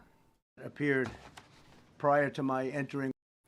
Just trying to post blaming this on DEI and Jordan Peterson, and they're not even buying it. We're a week and a half in. Like, I'm going to get to what I actually think is the solution for what we need to be doing. We'll get to that tonight. We'll get there. I want to, but sure shot. Thank you for the $5. Absolutely. Office, and here's one. The FAA's diversity push includes focus on hiring people with severe intellectual and psychiatric disabilities. Just to remind you the date that this went up.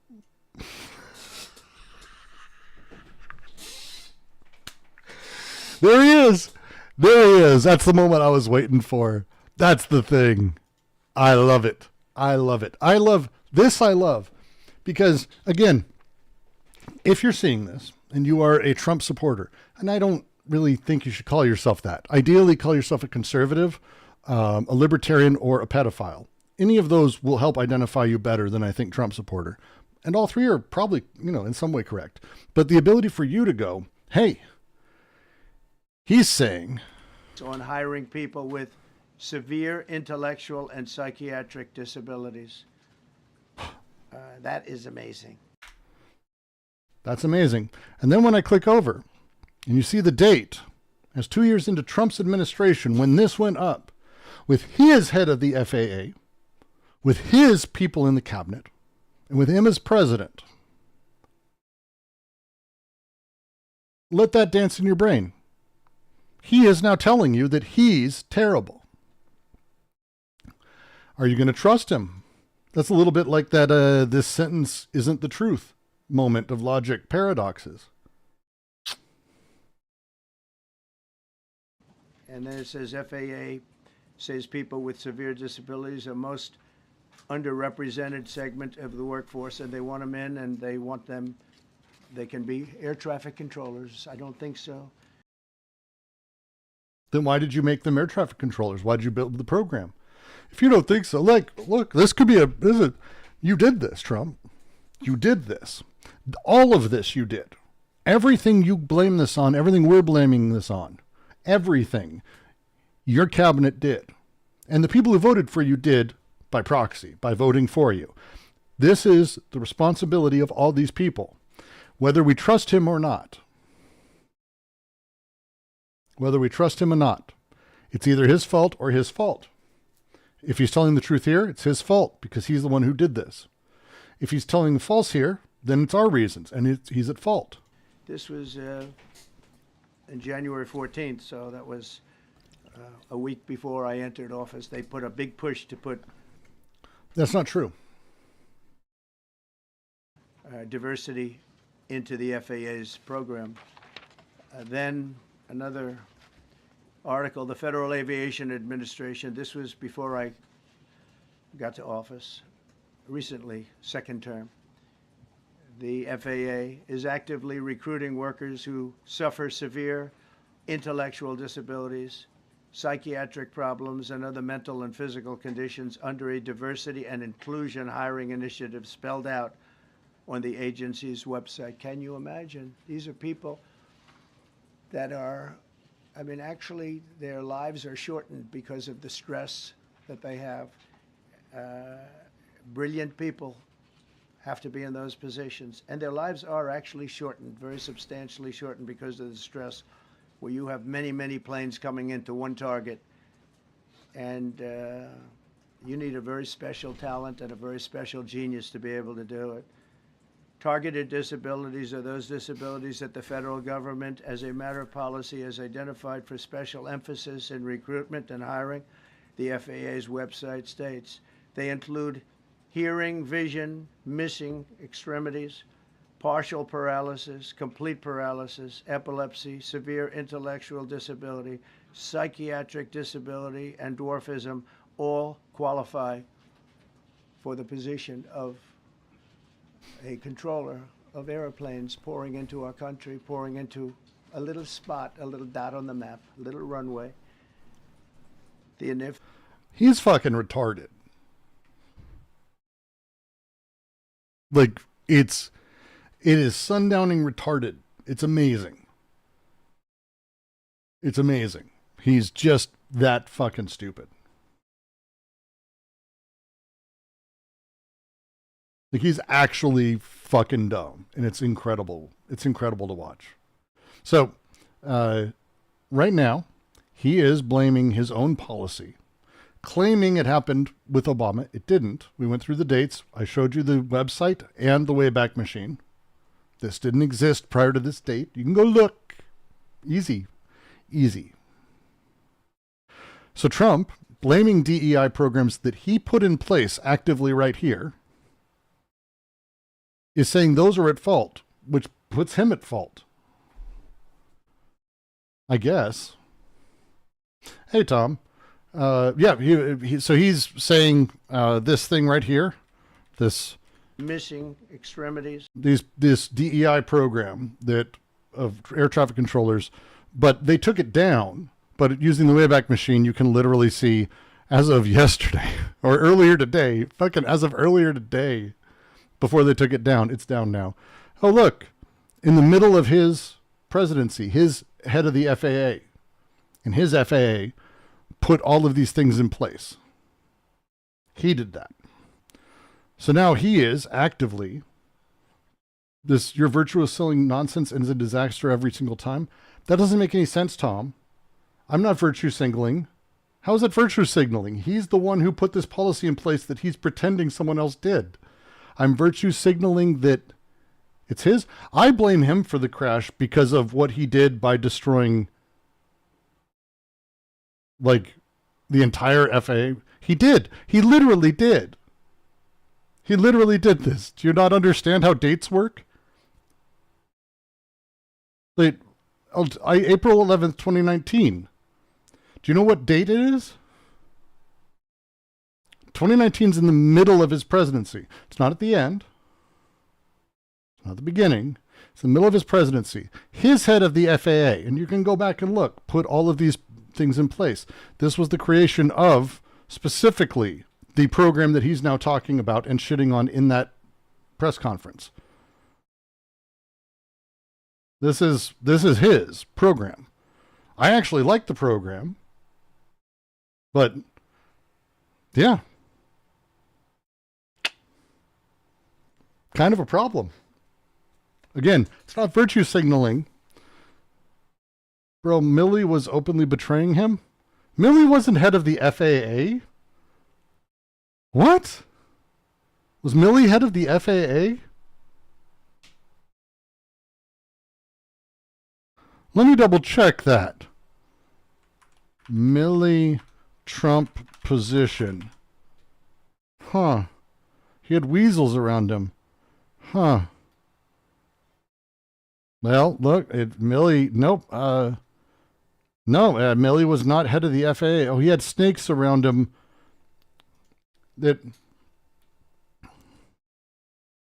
Okay. He had snakes around him putting DEI stuff in under his watch that he's blaming for this and lying, saying that he fixed at the beginning of his term, and he's not sundowning, apparently. That guy's, I don't care about Milley. Hey, do you want to talk about Milley? We're not talking about Milley. Do you want a virtue signal by talking about another dude, or do you want to talk about this thing? Like, that's this. That's literally this thing. This is the program. 2019 is the year when all that Russia lies ended. Well, then he should have had his fucking head on straight, shouldn't he? I want to talk about corruption. What? Okay. 70 fucking people are dead. And you want to talk about corruption elsewhere? Is it a shiny object? People are dead because there was apparently only one traffic controller, because Musk fired the head of the FAA. They didn't backfill the position. They sent a whole bunch of people home. They closed out the programs. They offered backstop pay for everyone, offered to send them home. And then they did all this DEI shit. The DEI corruption killed them that Trump put in, apparently.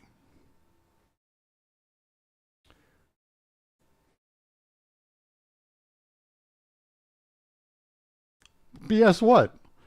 Trump put it in. So okay.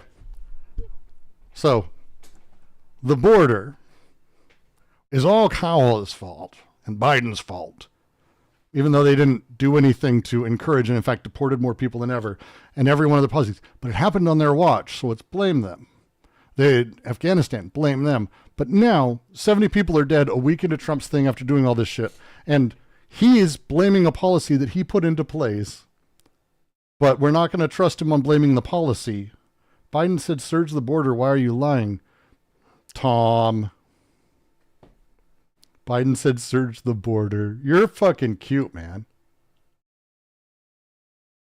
So Trump is sitting here, and after saying and getting the FAA head to resign and not backfilling the position, Trump did that. Musk did that. Do you know why Musk did that? Because the head of the FAA fined SpaceX in December for not filing a changed flight plan, which is illegal. And why we have an FAA and flight controllers, right? Oh, just move on after you got crushed. We're talking about the FAA, shithead. That's all we've been talking about for a half hour. You keep bringing up every other thing. You brought up Milley, then you bring up the border, then you bring up this, and I'm just trying to figure out how you're working. Because this is embarrassing. This is embarrassing. He's shitting on the programs he put into place as the cause of it, which aren't even the cause of it, and there's no reason to believe it's the cause of it.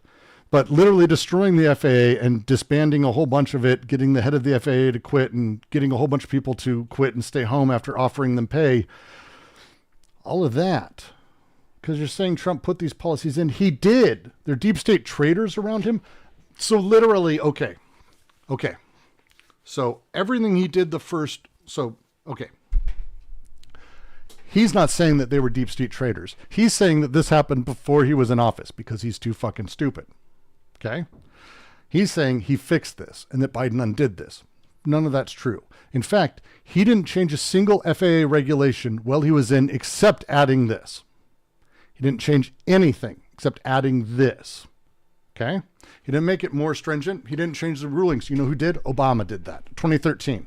You can go back and actually look at laws and see how laws were passed. This is all Trump did for the FAA. Claims he did a bunch. But to you, clearly a traitor. I'm saying Milley isn't a traitor. Tom, we're not talking. Was Milley the head of the FAA, or do you just not know how to move on to other? Let's look at Obama's law then in 2013. Okay. All right, let's fucking do it.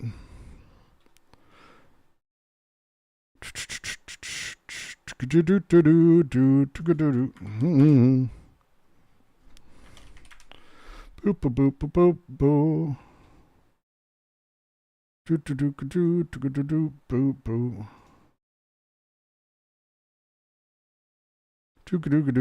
boop. Is Washington Times? It's a pretty right-wing mag. Do you trust that one? Do you trust that? I don't know if you do.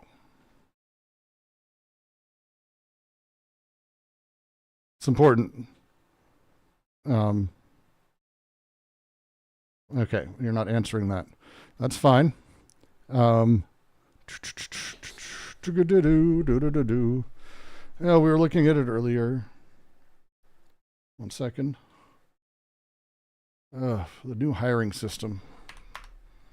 FAA hiring 2013. No. See, it's fucking all these search engines are just so garbage now.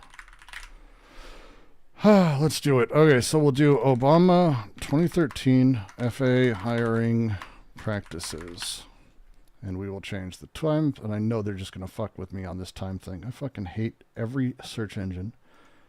But I know everyone hears me bitch about it all the time. We're going to look between 2010 and I'm just going to stop at like 2015.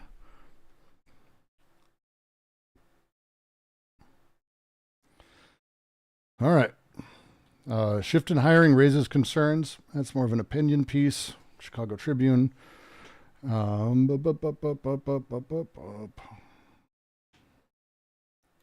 Certification, issuing the browser 2014. There you go. Issues in the reauthorization of federal aviation in the 114th. This is the Congressional Research Office. Include FAA Modernization and Reform Act of 2012, which is what we're talking about. It's the laws passed by Congress that Obama signed on, expires in 2015. In addition to setting up spending levels, FAA authorization acts typically set policy on a wide range of issues related to civil aviation. Blah, blah, blah. Hiring. Come on. There you are. You're finding it. I know you are. So this is the Congressional Research Service. Tom, I'm hoping this works for you, because this is Congress.gov puts out a report saying what happens and what Congress does and what they're doing. This is specifically about the FAA Act in 2014 and pushing towards 2015 about how the changes need to be made permanent. And this is what Obama did in his time. Cool. Under FAA's new hiring process, a biographical assessment is administered as a first step to assess applicants' experience and aptitude for air traffic control. This is what Obama added. Research indicated the questionnaire developed by FAA, which is the Federal Aviation Administration, is a valid predictor of air traffic controller job performance and is fair and unbiased with respect to gender and ethnicity. Under the 2014 job announcement, only applicants who scored above a specified level, fuck you, co-pilot, eat shit, I hate you.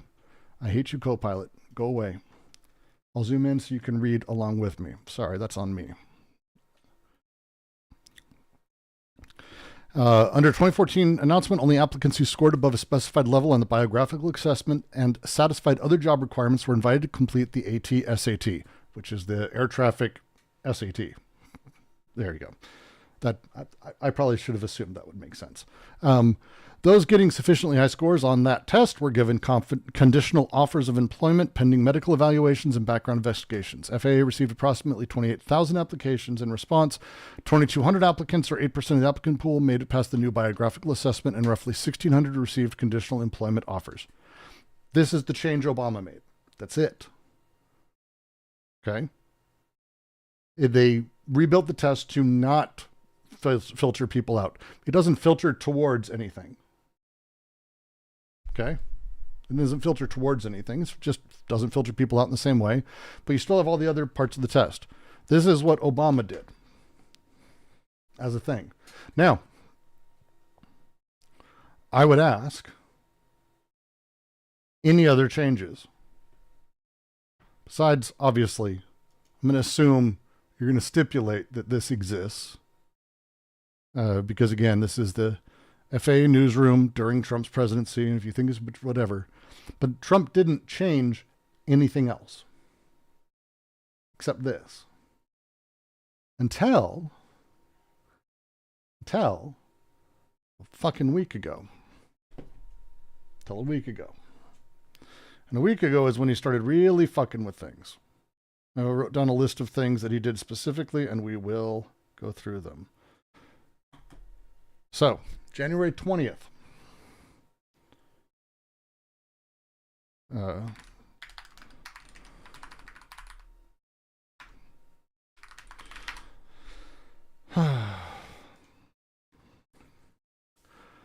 Elon Musk. And so a week ago changed who was in air control. Yeah. So first, Elon Musk demanded the resignation of the FAA administrator. This was on the 20th. This was 10 days ago. Okay? Because he fined SpaceX. Specifically. He says that in his tweet, by the way. And it doesn't have a leader.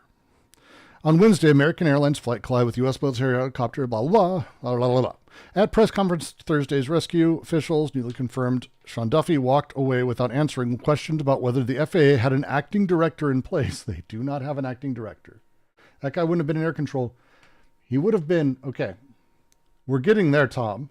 This is step one. Things happen that are like 5 or 6 steps that kind of get us to that position, right? So 1, fired the fucking head of the FAA. Okay?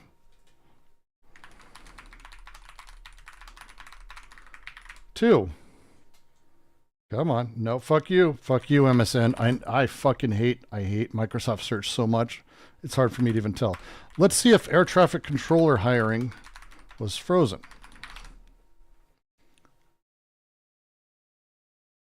Oh. Yeah. Oh, geez. Oh, God, there's been a shortage at Reagan National Airport. Oh, my God, they had a shortage of people, and there was a hiring freeze. NBC News reported, according to source with knowledge, staffing at the airport Wednesday evening was not normal for the amount of traffic time of day. One controller normally focuses on helicopter traffic, the individual said. Those responsibilities were combined with another controller's Wednesday night. That kind of shift is acceptable under FAA safety regulations. The staffing details were part of a preliminary internal report that has not been made public. The incidents has raised control. How many air traffic controllers? There seemed to be a shortage that evening. So, 20th, FAA director fired. 21st, air traffic controller hiring frozen. Completely frozen. On the 22nd, the Aviation Safety Advisory Committee. Do you know what that is? Aviation Safety.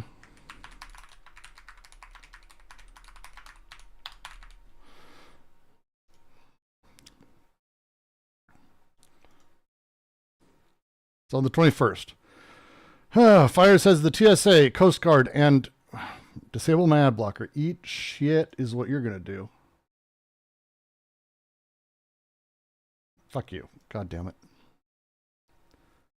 I am not disabling anything. Economic Times, well, that's not exactly a fucking left-wing mag.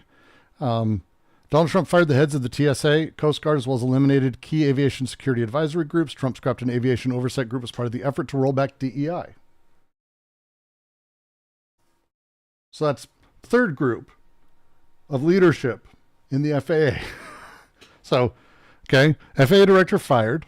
Air traffic controller hiring frozen, aviation safety committee disbanded, and then the buyout retirement demand sent to existing employees, which included people at all of the FAA. It's a government job. All of that. And then the next day we have the collision. For the first time in 16 years. 16 years, Tom. This is not a normal thing that we have happen. This is not a normal thing that we have happen. These people don't just have these things happen. A Black Hawk helicopter and a plane don't just collide sometimes, especially in Washington, D.C. It's one of the more complex airspaces. It's one of the more complex airspaces. Fair. Weird that they fired a whole bunch of the people supervising, did a freeze, told everyone that they're going to be bought out or fired, and then lo and behold, this happens the next day. Shocking. Shocking.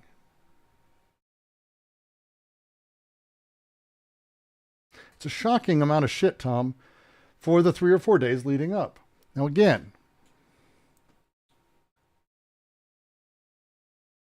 Mentor Pilot. Ooh, Mentor Pilot's great. Great explanation on systemic analyses of past crashes. One example is how to think about causes. There's no way Trump affected the people who would have been in air control. It sounds like just deep state terrorism.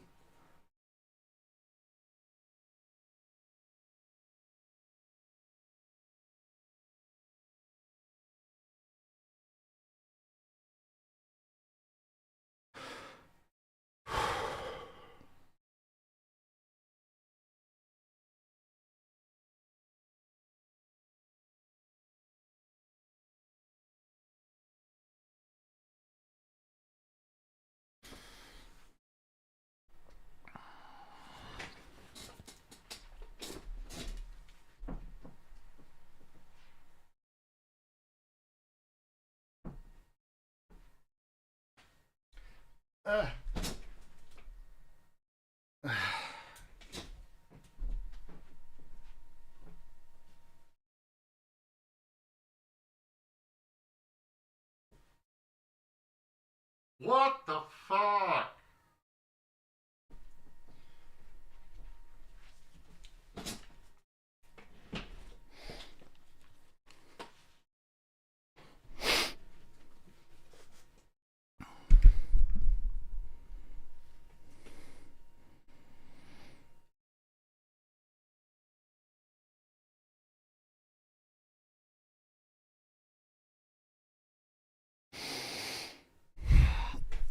Take a joke. That's the fun part. Everything that he does is a joke if it needs to be. That's the beauty of the entirety of that position, is it's not serious if it doesn't have to be. But if it can be, it can be. And here's what we do know about government groups, especially people in any of these positions. Traffic controllers are notoriously underpaid and overspent every one of their shifts. Reagan, a Republican that you people used to love, by the way, basically nationalized and destroyed the ability for any of these air traffic controllers to have real sort of job security or safety. He and Carter fucking did this first. Fuck Carter. Completely, by the way, by completely dismantling any sort of regulatory infrastructure for the airlines. Insane shit. Fuck Carter. But Reagan too. And since then, it's just been a downhill sort of slide. So when these people whose morale is already low are put in these kinds of positions, when there is no FAA director, when there's total and absolute uncertainty, when people don't show up for work, when suddenly, when it's allowed, that like regulation doesn't require, the language in this is what's important. It's within FAA regulations. It's the line they're going to say over and over and over, that they had one guy doing helicopters and planes. Normally it's two, but they're allowed to do just one. And I believe anyone who's in air traffic control at all will tell you that the entirety of DC is like not the place to do that. Do you know why that is allowed? One is there's a small municipal airport nearby me. You can do both. Fucking they can do both because they don't have a lot of flights. It's not a big deal. Like you don't have to have two guys on point. But at Reagan National Airport in DC, are you fucking kidding me? The amount of flights that go in and out of there in one of the most difficult air fucking structures that there is. air, air control map. One sec. I did drone piloting for a while. Like you couldn't fly, and if you get into flying drones, you're stating Trump's hands could have Carter Reagan's crimes. No. Okay, again, you're not going to follow, so I'm just going to kind of stop responding to you at this point. But I appreciate you giving me a springboard in order to talk about sort of the larger pervasive issues of this, because that helps me sort of to have that. How would the FAA director have changed anything? It's not that the FAA director would have changed anything. It's by not having people in charge in these roles, by doing what they did with the freeze, the hiring freeze, the setup freeze, by telling people that they won't have jobs or that they're free to go. These things, when you do this en masse to people, it creates situations that are less safe. It's the way it's always been. Let's see. Can't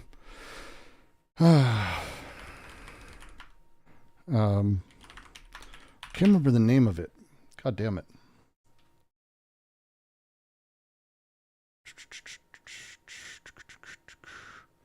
No.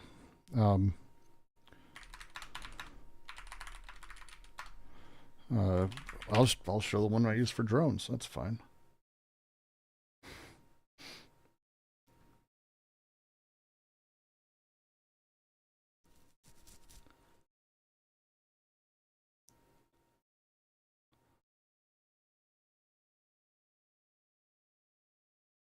Come on.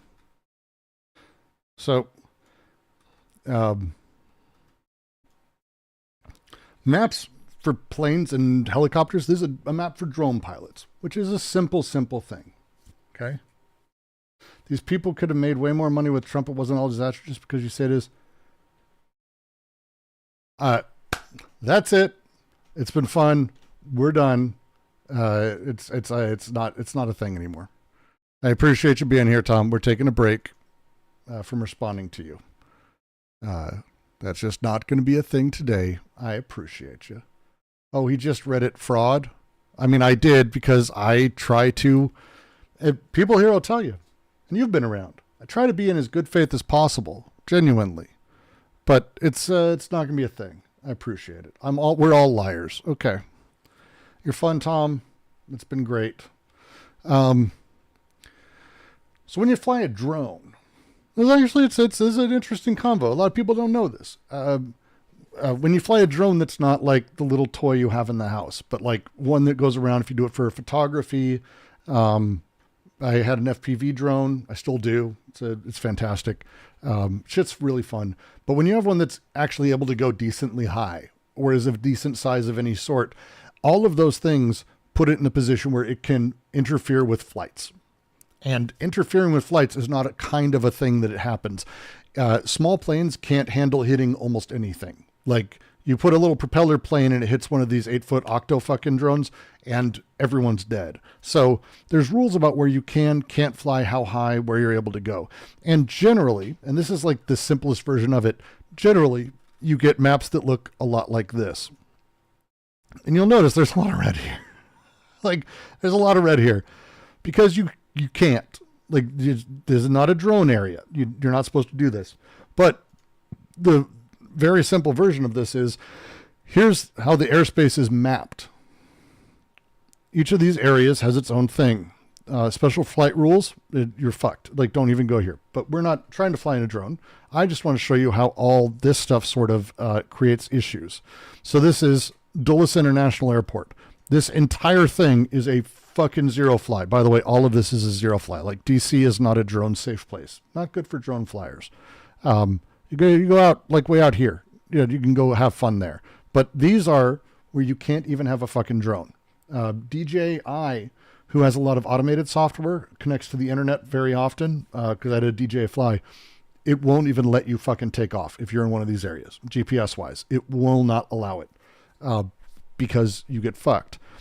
This is the most complicated airspace that exists, I think, anywhere, I want to say. This is insane shit. This is like, when you're talking about like how all of this is put together and set up, it's kind of impossible for me to mentally handle like This is not the space where you want one dude on hand, like setting all this up. I just am fucking, it incenses me that that's the mentality some people are having with this. All of these little red spaces, all these little circles are reasons that you can't fly. What does it mean when you can't fly? It's because there's shit happening there. A lot and a lot and a lot of shit. There's a hiring freeze across the board on air traffic controllers. That was one of the things I said happened. It happened on the 21st. So one guy, and not all of that. Now, again, this is where this is important because you have Dulles here. Here, let's do this. We'll go through this because this is actually like, it's interesting to see the spatiality of this. Reagan, it's not Reagan International. Reagan National. It's Dulles International. Ronald Reagan National Airport. Okay. Don't care. Go away. Sidebar. All right. Right here, just south of like proper DC, on the Potomac, you're going to have this little airport. It's actually a big airport. Used to be the only airport. When I was younger, that's the airport we flew into. Here is the Pentagon. So, do you think that it's not a big deal what planes fly near here? That it's not complicated air traffic? It's incredibly complicated. This is Fashion Center at Pentagon. That's actually the Pentagon. Here's Arlington, by the way, which is a whole thing. Arlington Cemetery is here. This is, I mean, a lot of people who basically have committed a lot of war crimes are here. But this is Reagan National Airport. Let's switch layers because I don't think it matters if we're seeing kind of anything. We don't need to see terrain. Let's turn traffic off. That's good. So, Washington proper. Now, Dulles is, one sec. Where did Dulles go? Sorry. Fuck me. What the fuck, Brooks? Terrible. Just embarrassing. So, Dulles is in Virginia. That's the other airport people fly into primarily now when going to Washington. If you're flying, it's international. Most flights go there. Very few flights these days go to Ronald Reagan. But again, if you're flying into Ronald Reagan, there's the White House, there's the Capitol, there's the Pentagon. If you remember a thing that happened on 9/11, this is not a place where they want to just allow anyone to fly, and it's not a big deal. But it's not just that. One second. The airfield. God damn it, my brain. Doesn't matter, Brooks. It doesn't matter. Don't rabbit hole. Hard for me not to rabbit hole. This setup is the most single complicated place for an air traffic controller to be. Dulles is way the fuck over here. Now it does a lot more flights. Dulles does a lot more flights. A ton more. But not that many more. Let's compare. Reagan National Airport volume daily.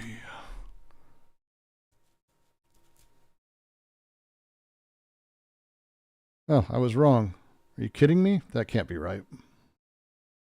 That can't be right. That can't be right. That would be hilarious if they have one traffic controller. No, that math actually kind of adds up.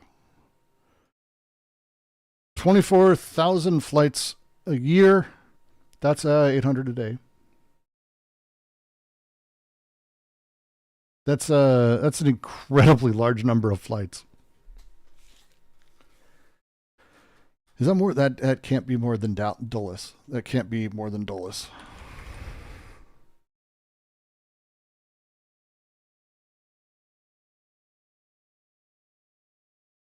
That can't be more than Dulles. That would be, sorry, my brain is having trouble with this. It has more flights a day than Dulles, and it had only one traffic controller.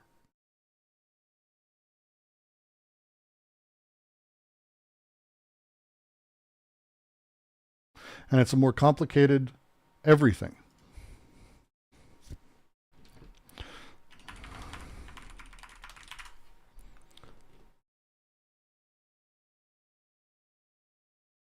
That's fucking crazy. This is fucking crazy. Oh no, you know I'm in Portland now. This is nuts. There's actually that many fucking planes in comparison to Dulles.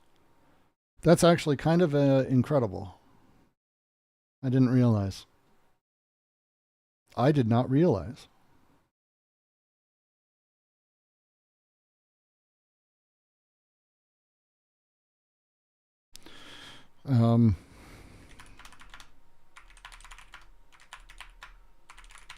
Is there a place that I can look at with the lines? I want to look at the lines close to it. I want to zoom in like this kind of shit, but I want to see the live version of it.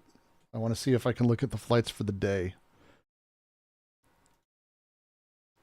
If someone knows of one, I want to be able to do that because I'm really fascinated. 19 total controllers are at Reagan. Apparently one was handling helicopters and planes at the same time. They handed helicopter stuff off to another guy. That's what is apparently coming up. Fucking wild. Someone said Klippenstein had a thing. Is it on X? Because I don't have it. How are you? I don't want to. These things are terrible. I hate X so much. There. Thank Ken. Flight Radar 24 might be good for it. Let's see. All right. That's fun.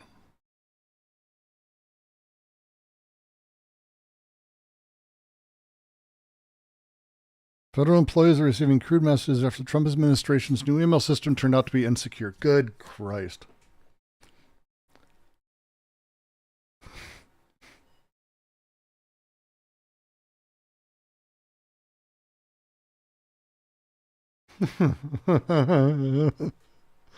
I mean, I appreciate that.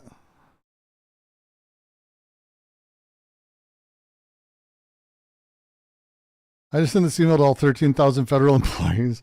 The Trump administration's changes their communication system made it so literally anyone can blast messages to the entire agency. That's fucking hilarious. There's a letter from an air traffic controller. Okay, I'm just going to keep going. You're an idiot, a funny idiot. I agree with this.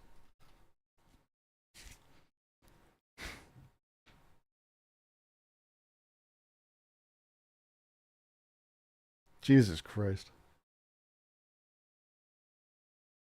They inserted a new unknown server? Well, that's probably not boding well for everybody, is it?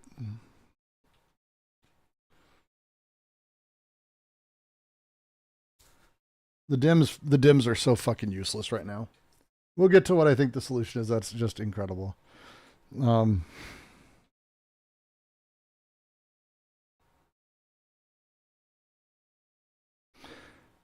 We have received a number of questions regarding the deferred resignation program. Am I expected to work at my government job during the deferred? No. Am I allowed to get a second job? Absolutely. We encourage you to find a job in the private sector as soon as you would like to. Jesus. Will I get my full pay and benefits? Can I take an extended vacation? You're most welcome to. Get the fuck out is basically what they're saying.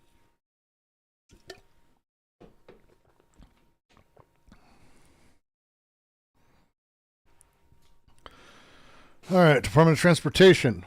This is Trump's guy. Okay, we know this dude.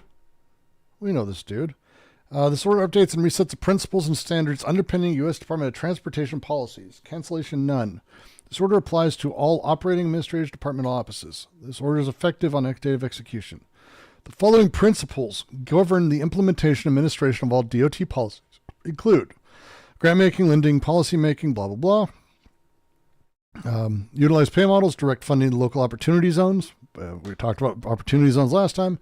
To the extent practicable, relevant, appropriate, and consistent with law, mitigate the unique impacts of DOT programs, policies, and activities on families and family-specific difficulties, such as accessibility of transportation to families with young children, and give preference to communities with marriage and birth rates higher than the national average, including in administrating the Federal Transit Administration. Holy shit. Christians and Mormons. Christians and Mormons.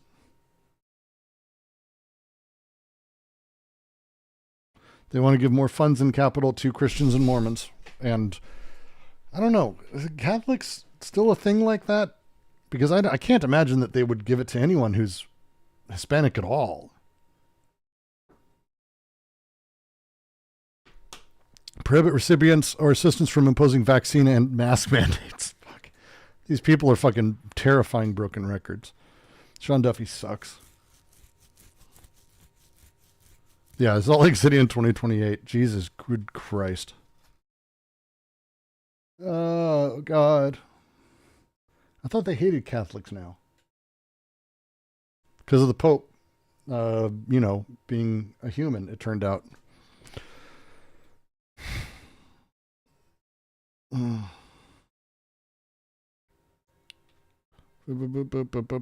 These people are so terrible. Okay. Sent to me from a pilot.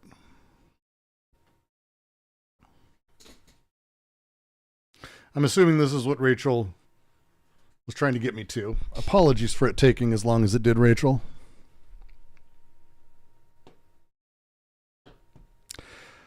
I don't want to read it. That title is something else. San Mateo airports. San Mateo, northern San Francisco, north of San Francisco area. SQL Tower will be AT0 beginning on Saturday. San Carlos Federal Contract Tower will be unstaffed. The airport, in collaboration with SCAPA and SCFC, has been in continuous communication with the FAA regarding the transition of air traffic service providers for the San Carlos Federal Contract Tower. This morning, we are informed by FAA headquarters that the SQL Tower will be unstaffed starting Saturday, February 1st.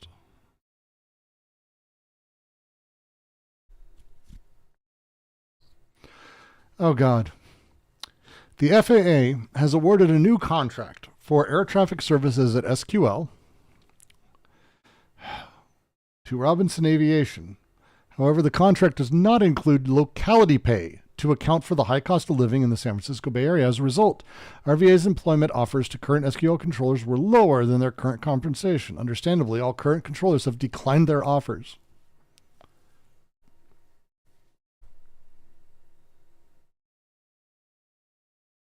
I am reading it, Sam. You know I will. I just didn't want to at first. Our controllers' last day at SQL will be Friday the 31st. If you have a chance, please thank them for their service and not dying. The airport will told it will receive daily updates regarding staffing. Anyways, that's that. So this is federal funding. This is awful. This is the beginning. And this is just like, this is the easiest one because it's easy for us to say, haha, fuck rich people. Because I know who lives in San Mateo. I mean, it's not a poor community, the San Mateo space. But rural or areas like this that have any need for federal assistance, which they clearly had until now. People don't understand how much the federal government does and supplants their lives. So we're going to move into a little bit of my rant and my anger and my deep frustration at what I think needs to be done. And it's not a good answer, and it's not an answer I'm happy with. It borders on accelerationism, which I've never been a fan of, but I have a very specific reason for it. But we'll talk about that. Federal funds for... Let's talk about rural hospitals.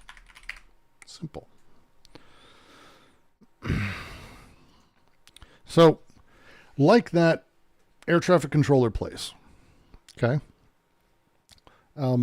Anywhere that there is a need for something that the commercial space doesn't allow to exist, an example would be rural hospitals. Hospitals are not cheap places to build. You actually need a large number of people going to them to make them profitable for private groups to build them. They don't. So you often end up with clinics, which are not hospitals. Clinics are not hospitals. A hospital is a place where you can get actually a lot of work, and especially emergency care services. Clinics are not for this. This type of thing isn't able to be supported by local economies. I live in a semi-rural place. That's the case. We are, as are anyone here who lives in America, anywhere. The federal government is uplifting a hospital near you. The further away you are from a big city, the more they're uplifting that hospital. All of them. Federal grants, you're talking about hundreds of billions of dollars are going to these places in order to make sure that they're survivable, in order to make sure that they stick fucking around. If you freeze federal funding, these go away immediately. They don't have standing cash. They only exist for this.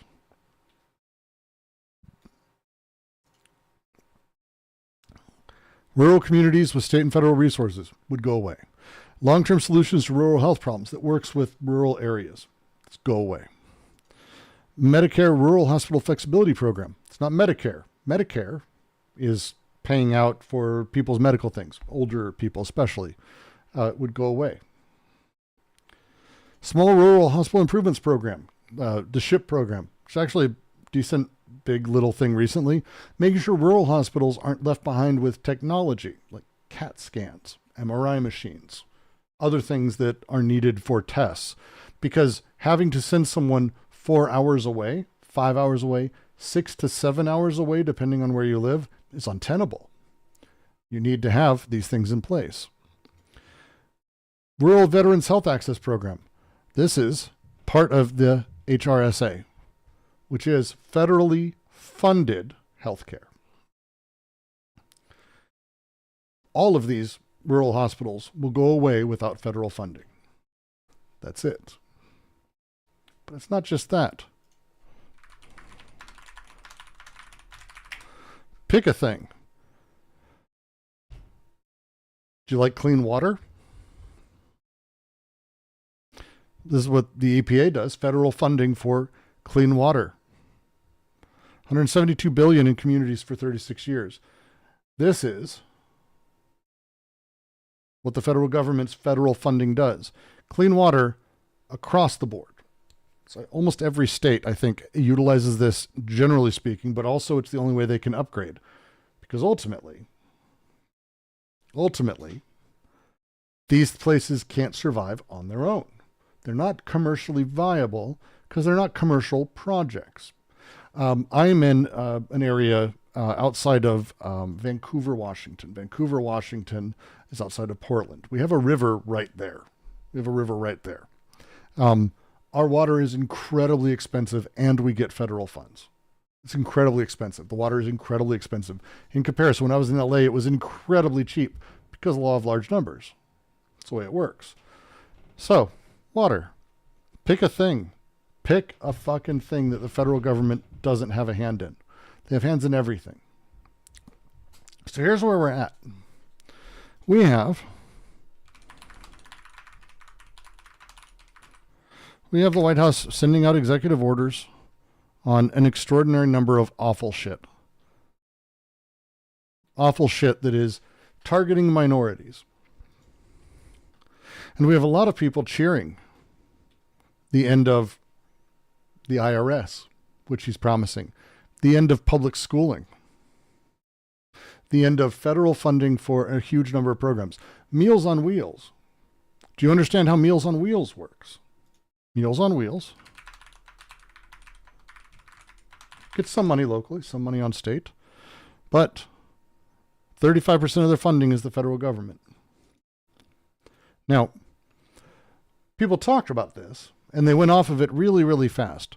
Meals on Wheels CEO said they're actually already fucked. But Trump reversed the ban. All of his friends say, and all of these fucking stupid people who don't understand politics say. Because they think that out it goes, the money. Oh, Trump said it's going to go out, so it still goes out.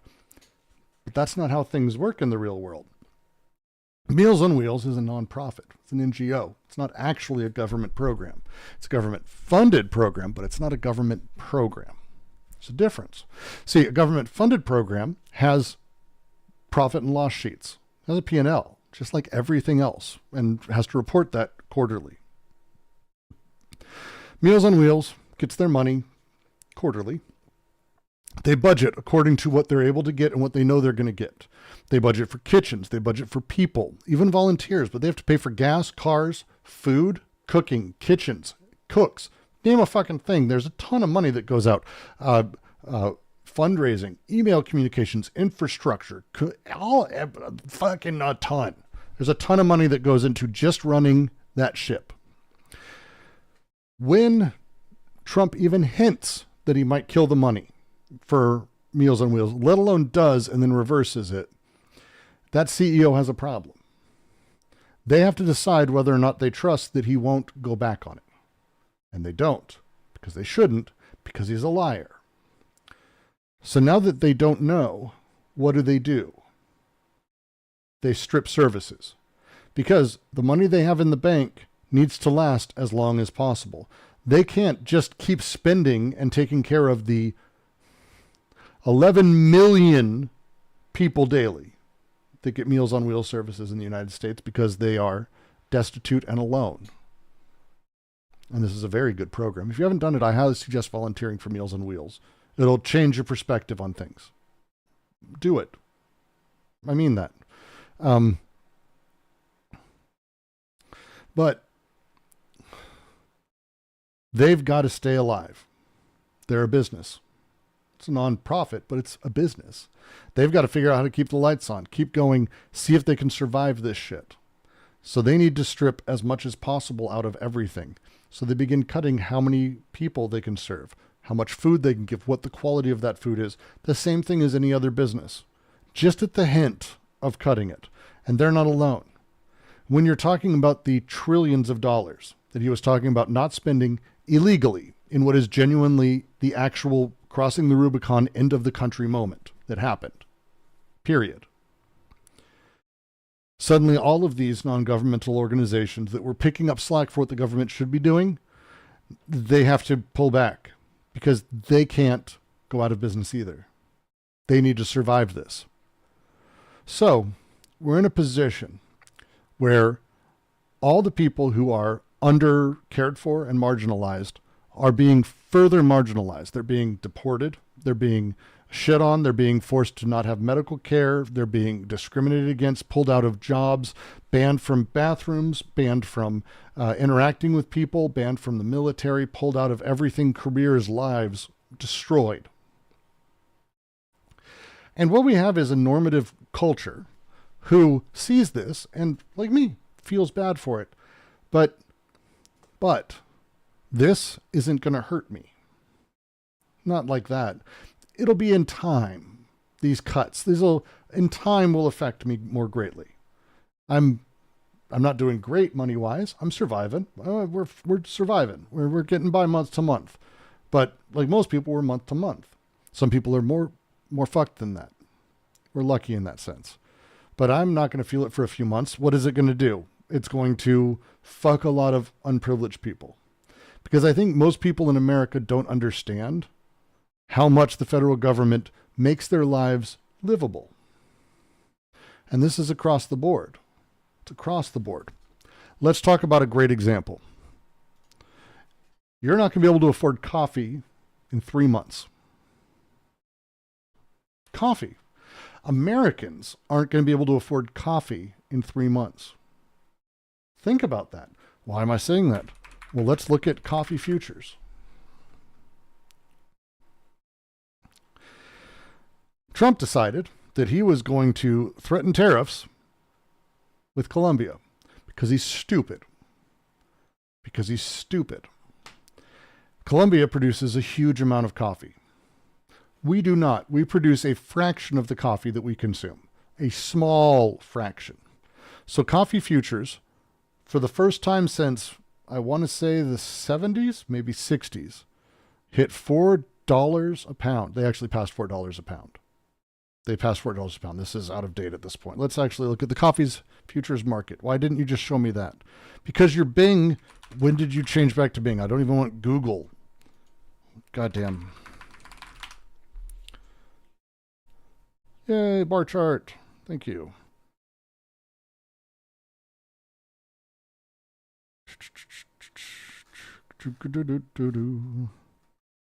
Jesus Christ. We want to find a chart that is more readable because I don't want to go through actually the conversion to everything else. Jesus Christ. Okay. Futures are how farmers and finance work together. If you don't know how futures operate, $5 for a coffee, it's not just going to be in Starbucks. No. You think you're going to get $5 for a fucking coffee? It's going to be like $10 or $15 for a coffee. This is the price set by the futures market, who are basically saying we will promise to buy this, X amount from you at these prices. And they shift and share these. So the reason you do this is because farmers don't want to make, let's say I start growing corn. I don't want to be betting what the value of corn will be when I harvest, because that fucks me. Because basically, if I have a very good harvest, I'm actually pushing my price down, which is awful. But if I have a bad harvest, I actually end up getting fucked. It fucks the guy who's buying, because then he gets screwed and we can't have it disseminated. There's a handful of really great books on it. It is a very complex market, but it's one of the older sort of parts of how the stock market operates, the commodities market. It's really fascinating. And you see some really fun, odd interactions. Pork futures. The reason that McDonald's does the McRib when it does is because McDonald's has an investment wing that buys pork futures. And pork futures, when they actually go to pay them, if they're able to sell them for more than they bought, they will just sell them and we get no McRib. If they actually have to buy the pork because it turns out they guessed wrong or they aren't going to make money, then we get the McRib. That's how this works. The commodity versus the ability to resell the futures piece. Now, how much is this going up? Well, this is significant. This is July 23, not July 23rd, July of 23. So this is, a year and a half ago. This is July of 24. This is this last July. And we're hitting 254. God, I'm never going to get this right. The weight that they use doesn't matter. We're hitting the highest amount that they've had in ever. And it's only shooting up. It's only shooting up. This is a very, very sharp rise. From the first of this month to now, we've seen from 219 to 374. We're seeing 70% increase, I want to say, in that time frame, which is insane. It's so frustrating to me. I just wish this shit was easier for people to understand. I've had a bear of a time getting into it myself. Because I can never figure out exactly because I want to relate it to things across the board, and all this stuff is old. It's a day ago, hitting 360 per pound. I don't give a fuck about that. Let's just look on X. Someone on X will probably get the exact right amount. Coffee futures.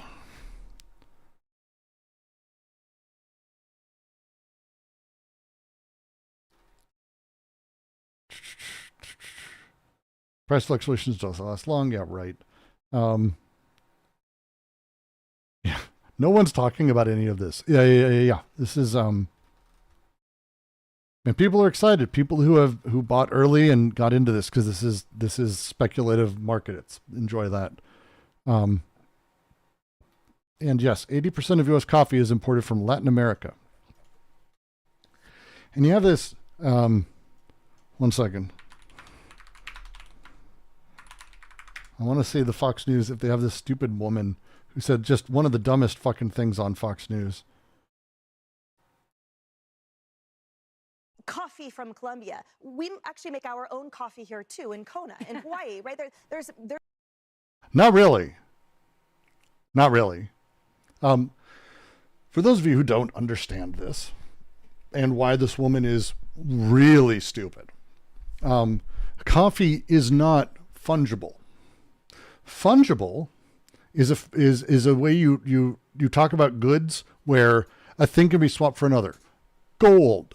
Gold is fungible. If I dig gold out of my yard and someone else has a bar of gold from 400 years ago, it's the same. It doesn't matter. It's fungible. It doesn't matter.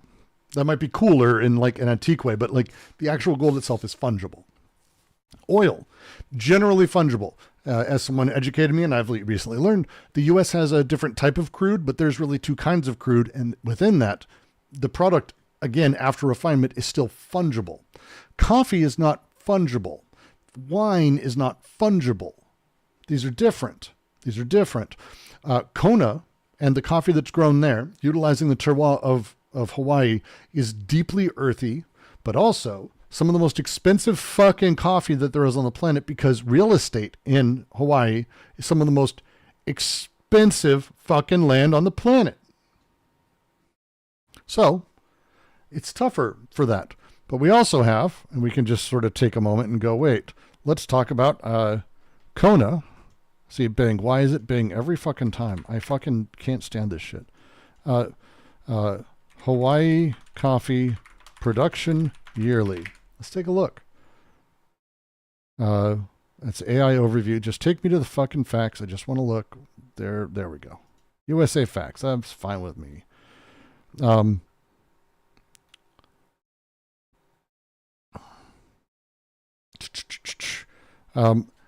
Coffee can't be grown anywhere in the U.S. except possibly Hawaii and Puerto Rico.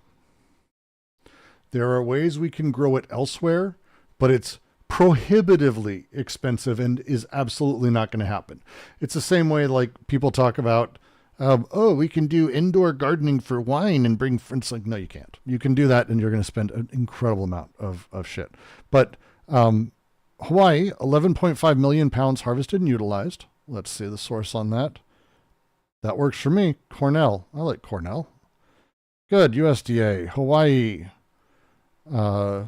Bearing acreage. Good. We'll trust that source. That's a good source. So 11.5 million pounds in the 2022. So that's the season. Now let's look at U.S. imports of coffee by year.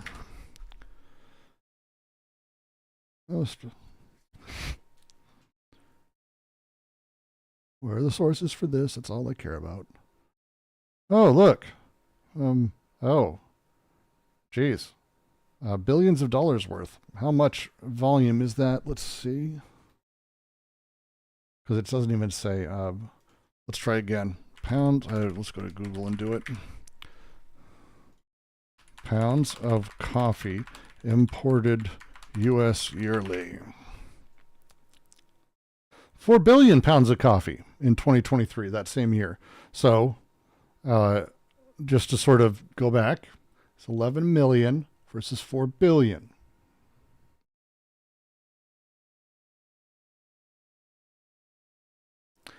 That's not a thing. It's not a thing. This is not a fucking thing. Intelligence agent. No. I was just looking at her. Where did I close the window? I might have closed the window on this awful person. That would make me sad. Oh, there it is. There's multiple things coming out of our neighbors' countries that aren't sort of reducible to one.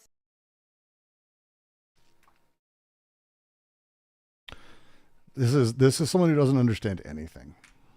It's amazing. Actually make our own coffee here too in Kona, in Hawaii, right? There's multiple things coming out of our neighbors' countries that aren't sort of reducible to one thing, but I think that's part of what the media has been articulating this entire time, arguing that the GOP reduces humans to an identity, but really it's them shoving these countries into boxes. President Trump sees them as partners. Imagine how stupid you have to be to believe anything that these people say. Without even Googling it slightly or thinking about it, we do produce coffee here. Why do we import it? Oh, scale. We'll be growing coffee in California soon. Actually, you want a big problem? One of the reasons that coffee is fucked is that it doesn't work like that. It doesn't require hotter spaces. It requires less variability and wetter spaces. So coffee is really weird in this way. It's not heat. Otherwise, literally, we'd be growing Arabica beans throughout the Sahara in Arabia. That's not what Arabica means. Don't do that. But I know you're joking, but you're joking. I'm making sure people who are reading that. Coffee doesn't work like that. And this is one of the challenges, is we have partner countries that we've been trading with. Colombia is our number one importer of coffee, number one place we import coffee from, and it's deeply labor intensive. If you ever get a chance to actually be on a coffee farm, try to actually be there during harvest, because it's a really cool experience to be able to there's really cheap flights out to Hawaii, generally in that season, because no one goes at all in the weird areas, between school being let out. So if you get a chance, there's cheap flights. It's worth it. Go to Hawaii. There's cheap places to stay. You can find stuff. Big Island especially.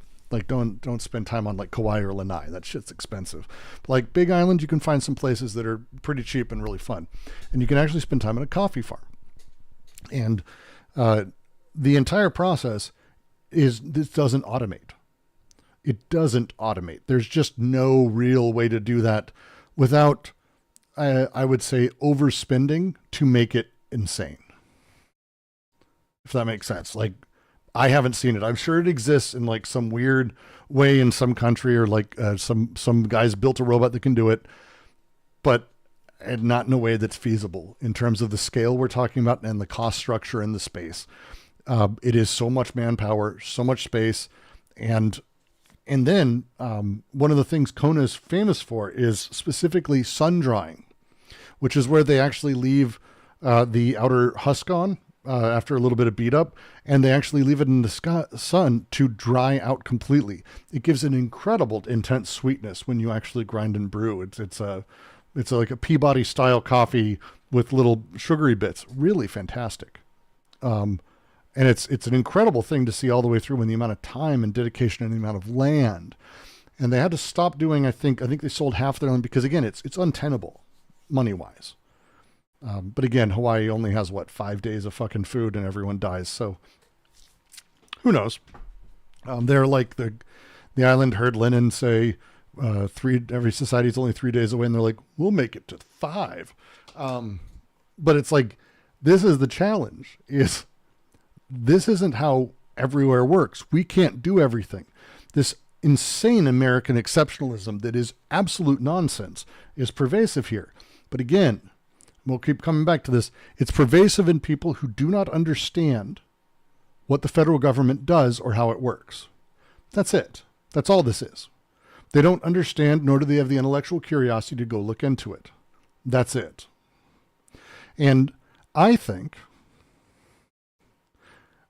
we should start advocating for them to shut the government down. And I think we need to actually burn it all down.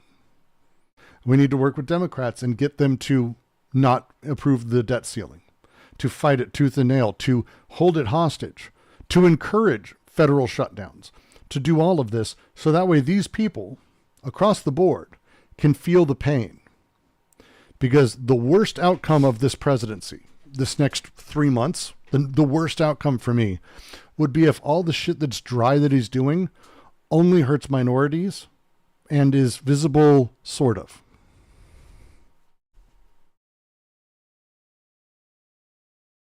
That's my bet. Have I ever tried puer? I have 3 kinds of puer tea. I don't know how to pronounce it, but there's a stunning tea place. I have an Earl Grey puer, and then I have another one that's a citrus. I like citrus teas. And then a really good friend of mine, sent me one that is just a really ridiculous. So yeah, I'm a big fan. Yeah, what's interesting is Trump's trying to bring about a world where he'll drop the rate for companies that actually come here and make some of that stuff to 15%. That's how retarded you have to be. Well, he'll drop the rate if people come here to grow their coffee. That's retarded. This woman has no brain. None whatsoever. And she has no brain because she doesn't understand how things work. They have no understanding how things work, nor do they care. They exist at the end of consumerism as only consumers. They've never questioned or thought about what it takes to produce that, what their world is, or how all of this is made. You might say, as taking from Marx, that they eat the bread and don't give a shit where the flour is grown. Tax rate. So we might not have to miss coffee or whatever they think they're going to miss that we can clearly make our own, but maybe not as much of, because maybe some of those countries will come here and they'll package their stuff or distribute.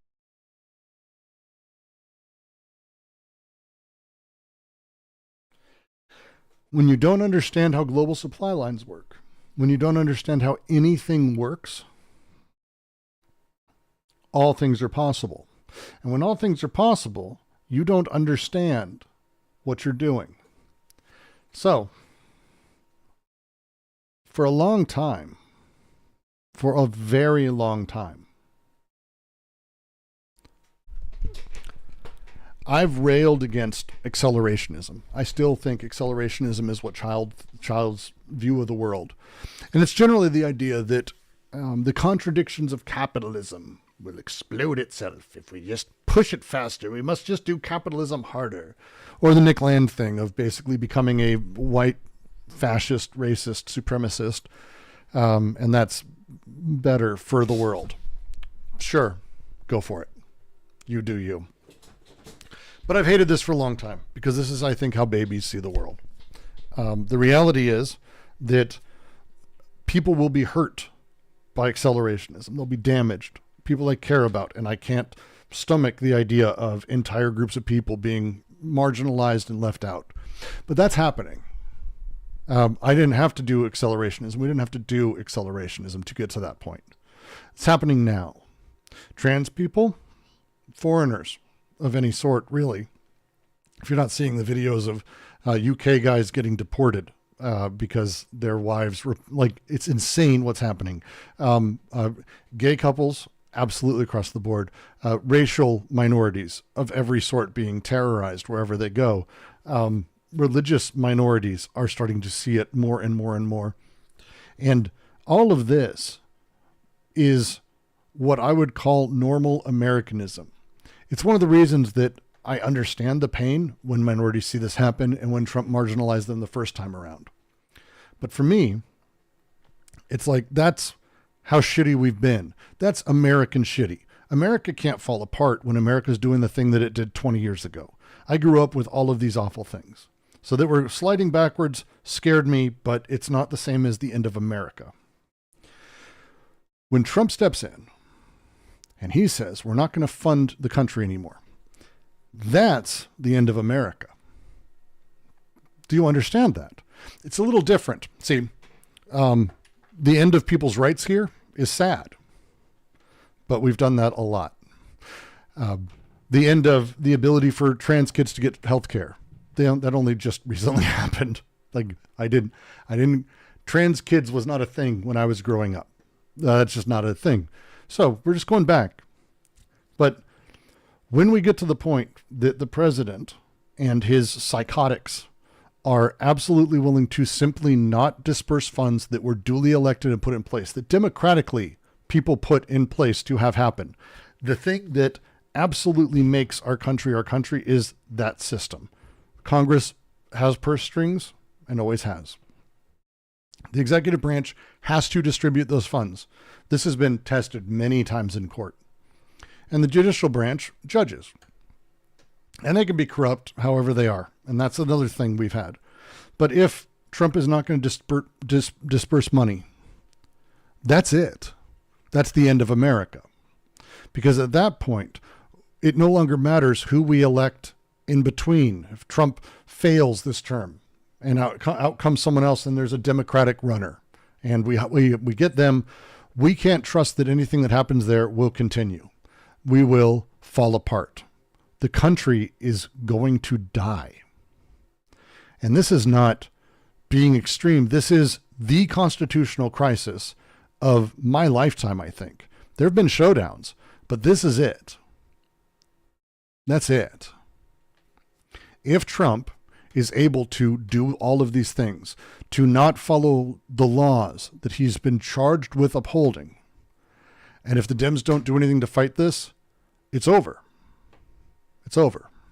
It doesn't matter what happens after that, because like I was talking about with the Meals on Wheels woman, the CEO, like I was talking about with all these other programs, if you can't trust that the federal government will be funding you, you can't project for that. If you can't trust that you'll be protected because the laws are passed, but suddenly he doesn't want to follow those laws. If we get an absolute right in the amendment to the Constitution that abortion is absolutely secured, there's no reason to care, because he can do anything. He doesn't have to listen to the amendments. He doesn't have to listen to the Constitution. He doesn't have to listen to Congress. He's not charged with anything. He can do anything he wants. He is a dictator. This is the constitutional crisis. That's it. We're there. This is not crossing the Rubicon. This is not, oh, we're falling into fascism. Those are all theoretical things. This is the end of the bureaucracy of the country. And the bureaucracy is all we have. That's what makes it so people can, at large, get medical care, clean water, food, education, anything. Anything. Anything. It's all federal. But these people don't understand how much of their life is federal, from bridges to roads to water to food to anything. And so they're able to say, like this fucking moron on Fox News, this absolutely stupid fucking bitch, she's able to say, well, we'll just fucking figure it out, because they don't understand how things work. So we need to burn it down. We need to work with Trump. Get him to shut it down. Don't fight this. Don't do the halfway liberal thing. Because if the fight is that we'll keep the smallest bits of the government in place, dear God, please keep them in place so that way people are at least comfortable. They will be comfortable into our demise. And I need someone to argue the opposite of this with me, because I don't see a way around it. That's it. That's it. I know autofocus is fucked up, and it doesn't matter. This is it. The climate's irrelevant. Like, genuinely, like this is the thing. It doesn't matter, because if we don't have federal funding of programs, there are 11 million seniors who will not be getting food regularly and who will just die of starvation because they don't have enough money, time, or people watching over them. Medicaid, which is covering up the donut holes and the problems in so many states, will be shut off.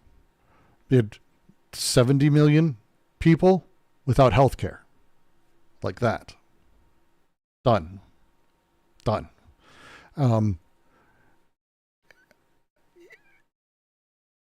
It's over. So, with that, the paths forward are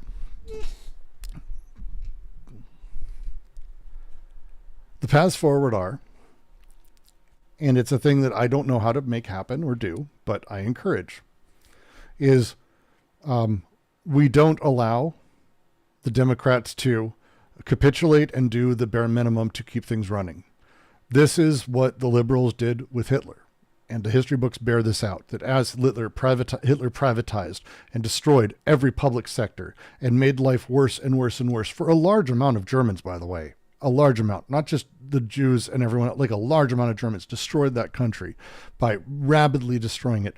But the liberals kept in place systems that allowed a bare modicum of comfort, a bare modicum of discourse, and ostensibly a society in place. That ostensible society will be our ruin. That ostensible society will be our ruin. So we need to encourage that they go further. Tell them to shut it down. Tell them, because they will feel it. And when these people feel it, when coffee is $15 to $20 a fucking cup in New York, and more. When food is off the fucking rails because they don't even understand how much money it costs. When they go to get Peking duck on fucking Christmas, because that's a huge tradition in a lot of these in New York. When they go get their Peking ducks, and because of avian flu and because of the import taxes that they've got, suddenly all of New Jersey, which was like a major fucking space for duck all around New York, if you didn't know, it's all gone. Duck's not a thing anymore in most of those places. Most of those farms are gone now. In like 6 months, it happened. When these people don't have their comfortable lives and it's disrupted, they will want to go back to that.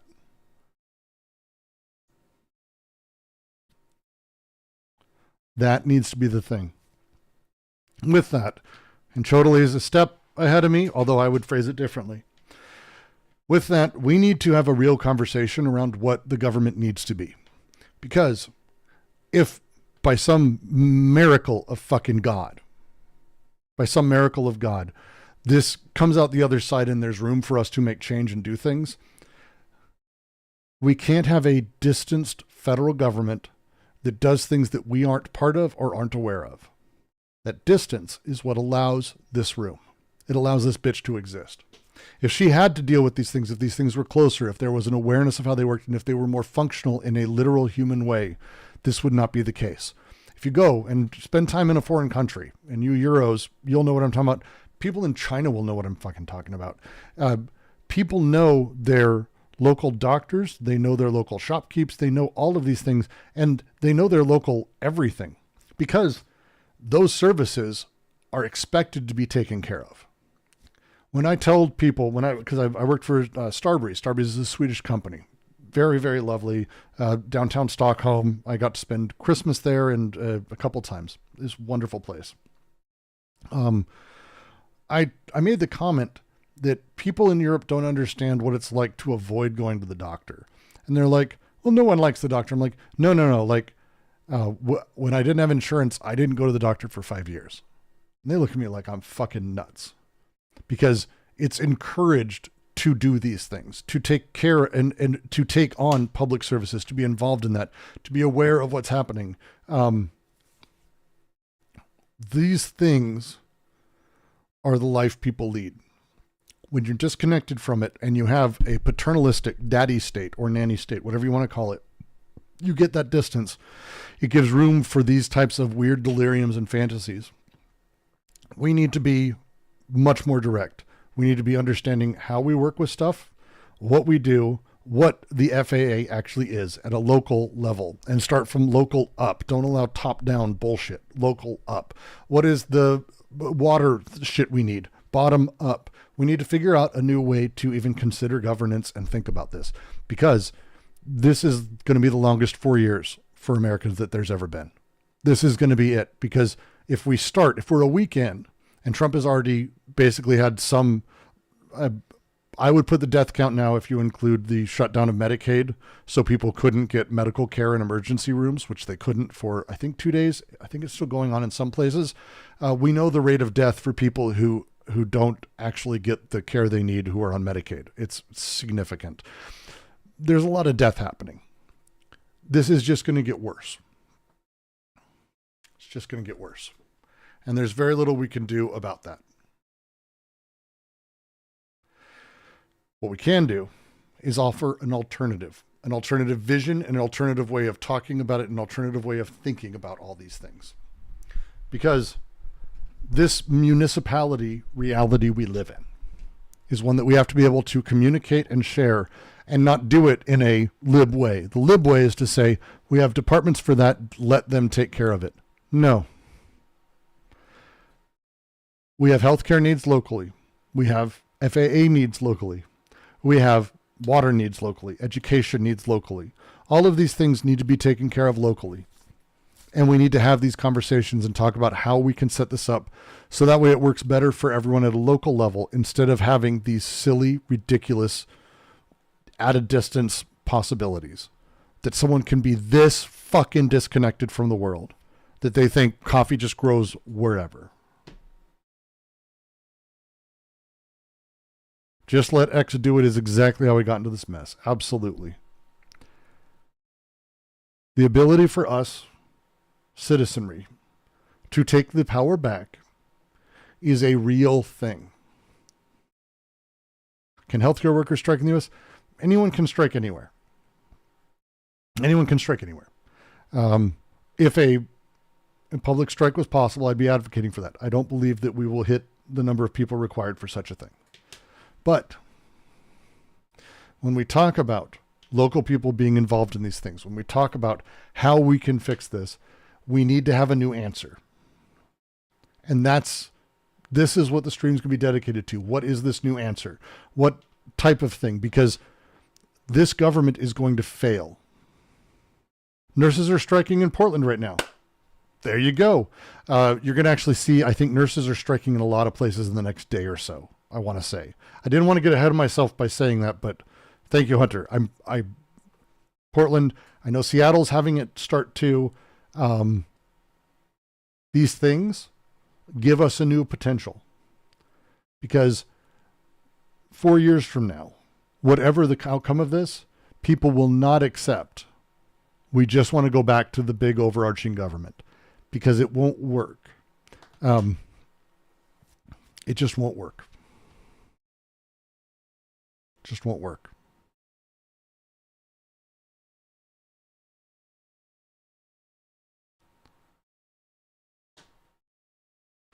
Jimbo says, thing is, if people get comfortable, well-fed, they don't demonstrate against these things. It's not until there's no food. Well, yeah, that's what I'm saying, is we need to encourage Trump doing all of these awful things that will absolutely destroy him in this country, because we've already stepped over the line. The Democrats didn't really challenge him on the freeze.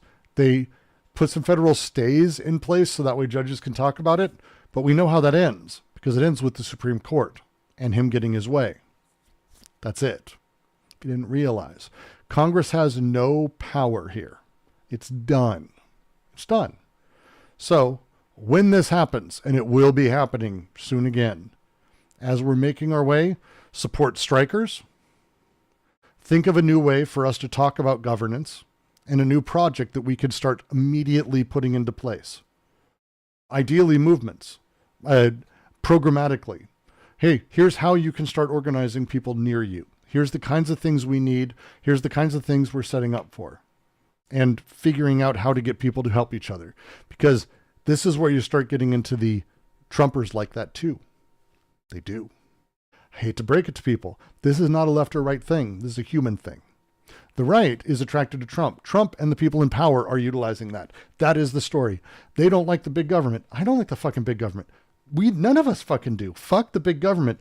We prefer it to no government, because we know how these psychotics are, and we prefer some level of regulation that will keep people who need to be safe.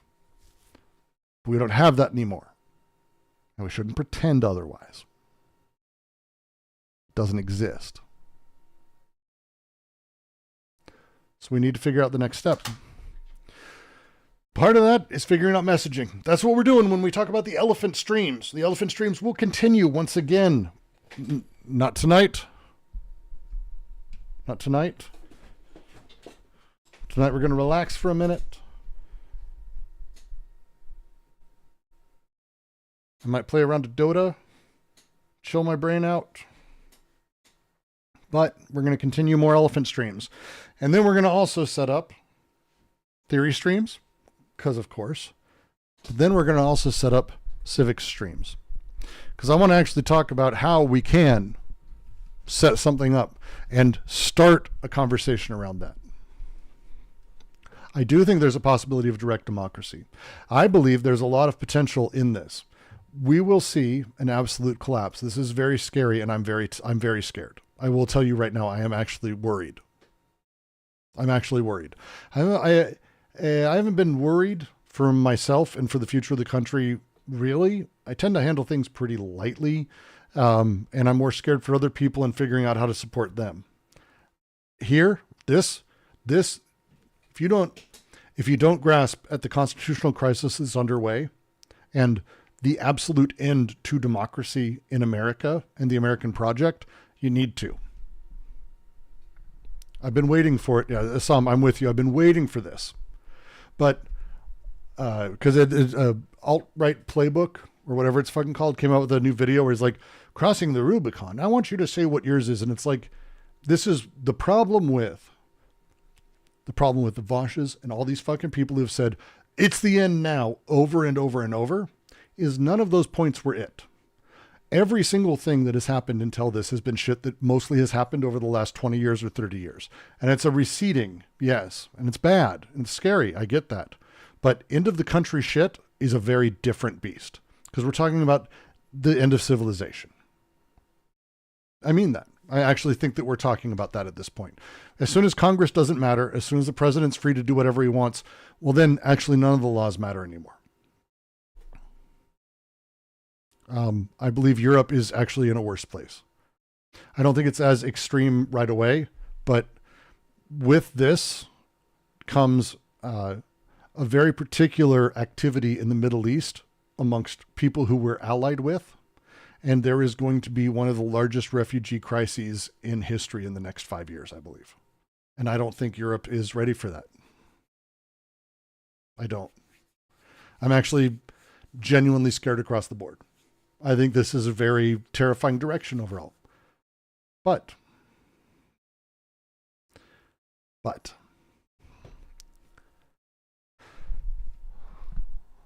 we are here, and we were somewhere 2 years ago, and we were somewhere 4 years ago after far worse. There's nothing that is the end of everything. It's just the end of everything we know. There's worse things than everything falling apart, because everything is always falling apart. Everything always is. If we can, and I believe it's possible. I have no reason not to. We've done it before. If we can figure out a way out of this, it actually gives us room to create something better. Because there's nothing like that in order to move something forward. The U.S. Revolution, as an example, came out of the failures of England in order to hold on to the colonies. The same is true of Haiti and its revolution. The changes that happen during missteps of those in power. Would this basically destroy America's capacity for imperialism? Capital would logically oppose dismantling the whole thing. Capital depends on your theory of things. I don't believe capital gives a shit. I believe capital is happy to destroy everything. Happy to. I don't necessarily think that's bad in and of itself. I do think what replaces the control and codes can be. And the way that functions and how it works and how it operates can be terrifying. And I think one of the worst things that could happen is that we could actually find capitalism undoing itself. To the point where we actually move back to a gold-based system in fiat with a monarchy and no capital infrastructure. Because if you haven't noticed, that's kind of some of the stuff that these people are also talking about. That scares me. When you're talking about people in power talking about how the problems with capitalism, you have to remember that it is the reality that everyone identifies problems the same.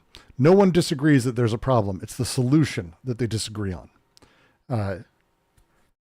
I might be sitting and talking with someone, it's the old leftist sort of joke line where it's like, a guy walks up to me in a bar and he was like, hey, you know what I think is awful is the banks take advantage of all of us. And I go, yes. Oh my God, absolutely. It's the worst thing how they've got these ridiculous rates that they charge people and they don't even loan. They don't even loan to people who really do need the money and they only loan to their buddies. Yeah, it's fucking gross how they only loan to their friends.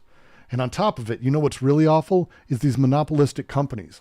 Terrible. Fuck, it is terrible. It's amazing. I just can't believe how they've consolidated power and they're even aligned with the banks. I know. That's why we need to kill all the Jews. No, everyone sees the same problems. Everyone sees the same problems. Solutions are the troublesome part. So be aware of that. Be aware of that. But everyone sees the same problems. The ability for us to talk about them better, to present them, to set them up, to give another turn, to talk about it in a position that these people will actually respond to, or we can say, hey, actually, I agree with you. The federal government at best should be like a think tank org that gives recommendations back downstream, which I actually do think is an interesting idea. And I think there's a space for representation, a direct democracy of sorts that allows multiple areas to sort of be connected to this larger thing. I tend to believe in sortition. There's a lot of ways for us to talk about the next country, I think, is a thing. Because right now we're seeing the end of the current order. We are. We saw the end of the current order in the 1920s in America. This is a thing. If you haven't read Grapes of Wrath, okay, if you haven't looked into the history of it, do. This is the thing. And what bore that? What came out of that? Fucking FDR. FDR. And he was a rich man. Very rich man. He changed everything. That came of that. We're there again. The people in power have too much power. They're crashing everything. They're destroying everything. They're going to eliminate the government. They're going to destroy everyone. And the ability for us to create a new folk, a new setup, a new mentality, a new space, a new delirium for people to believe in is there. And it doesn't take as long as people think. It is not free dick ratings. No, I mean, if you haven't studied it, the Dust Bowl and everything that happened there. My grandfather was born in this era, in West Virginia. I come from my family, West Virginia Hill people, and there's lots of stories. But the setup is pretty simple. Everyone was really poor. Really fucking poor. And FDR began his programs and turned literally the entire country around. So much so that people across the board elected him to a third term. And then they made it illegal for them. I think he was on his fourth. He was going to be good.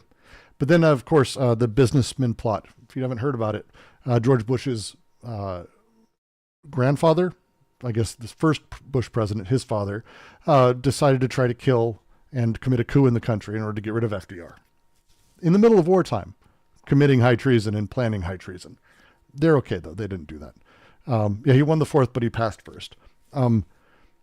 FDR would not have been possible prior to that. Impossible to consider even. The idea of federal works projects was laughable as a thing. As a thing. Social Security, everyone giving money so people don't have to die poor, not a fucking thing. Not a thing. Marginal tax rates, 90 fucking %. All of this. Oh, you thought the business plaza was in 1933? Might have been 1933. Oh, early. Yeah, 1933. Overthrow the government of FDR and install Smedley Butler. It was right before the war. Thank you for correcting me again, Gross. Doesn't matter. Say it again. Because of his policies. Like, it was literally for his policies. It was literally for Roosevelt's election. Like, the Wikipedia fucking is about this. It's insane. Can you reverse privatization? FDR did. Like, things weren't public or private. We can undo all of it. It just takes the will of the people. That's it. Thank you again, Gross. It was a good catch. Well, yeah, Smedley turned on all them, I believe. If I remember correctly, that's one of the things that happened to Smedley was like, yeah, this is not cool. I think it's a fascinating story. Worth reading. But again, FDR was impossible before that. Period. Transformed the entire country. That thing we're on our way to. That's it. This is where we're heading. This is my argument. Encourage them to burn it all down. begin working on secondary tactics and meaning, and figure out how to consider a new way of doing government across the board. And with that, a new movement. With that, it's not putting me in charge or you in charge or any of us. That's not the point. The point is to create the movement and the idea and the people. From that, it will birth the people who need to be in charge. And then we'll find people from that. But you need to start. This is what we're going to be doing. This is what we're going to be setting up. Does anyone disagree with my thoughts? And I'm probably sure most of you probably don't.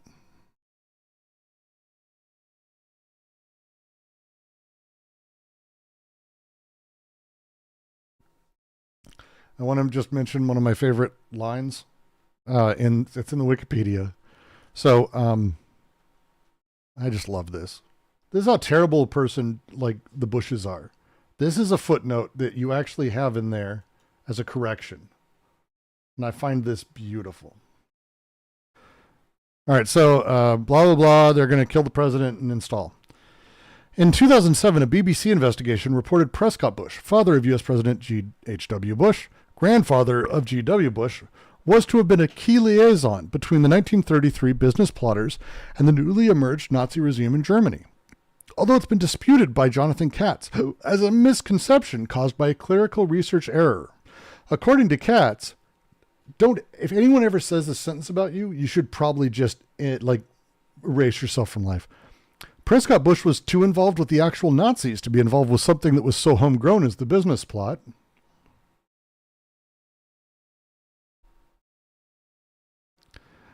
That's the father of a president and the grandfather of another.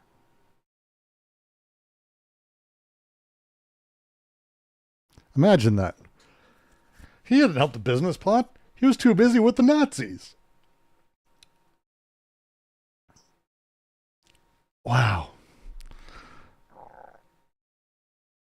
I knew that's why I stopped going to Dr. Katz's therapist.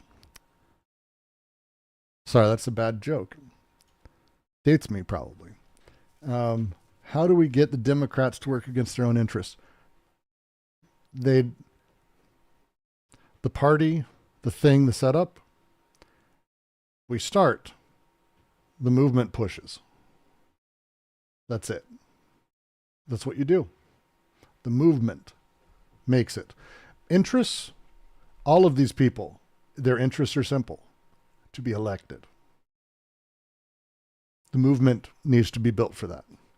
And I think I have a monkey behind me. Do I have a monkey behind me?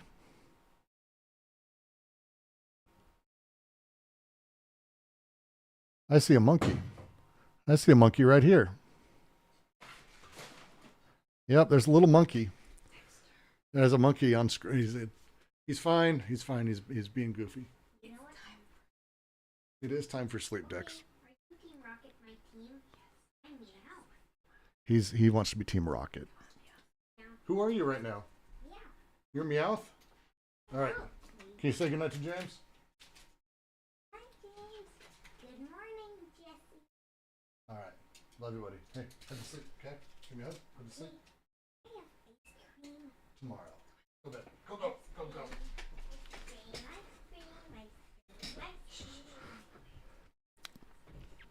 We may have over-binged Pokemon today. What's his favorite book? He's in the chapter books era. So if this is a thing, when I was young, there was like golden books, and then there were like books, and there was like in between, there wasn't really a thing. Kids today have like gradiated reading. You fucking kids, if you're probably whatever age you are, like it. My wife found, because I remembered having it. I had a glowworm, was one of my stuffed animals when I was very little. And my wife found the actual bedtime book. This is a book I had when I was little. This is what kids' books were then, which is like, this basically, text, big pictures, normal format. Like this is a storybook format, but it's a lot of text. Chapter books are this thing with kids where they're comics. They have comic books that they basically use as like stanchions. So they start really little, and it's like very little words, lots of pictures. And then they add more and more. It's like comic books that get more complicated as they go. And so he's in right now reading himself the pigeons. They're like the super pigeons, something like that. I don't know. He has a book about poop that farted that he loves. For me, the books he's got me reading lately, his sister's super into Alice in Wonderland right now. So reading that, she likes that. Yes, Dune is not his favorite book. He just likes the beginning. That's it. He loves it when I read the beginning, and I could read it to him over and over and over and over. And as soon as the section with the Gobja bar is done, start over again. It's the only part he doesn't want me to keep going. And I think because it gets boring really fast after that. Like the first chapter is really exciting. But for him, it's like immediately after that, start over. Kids' books are fascinating. I have one sec. Let's see.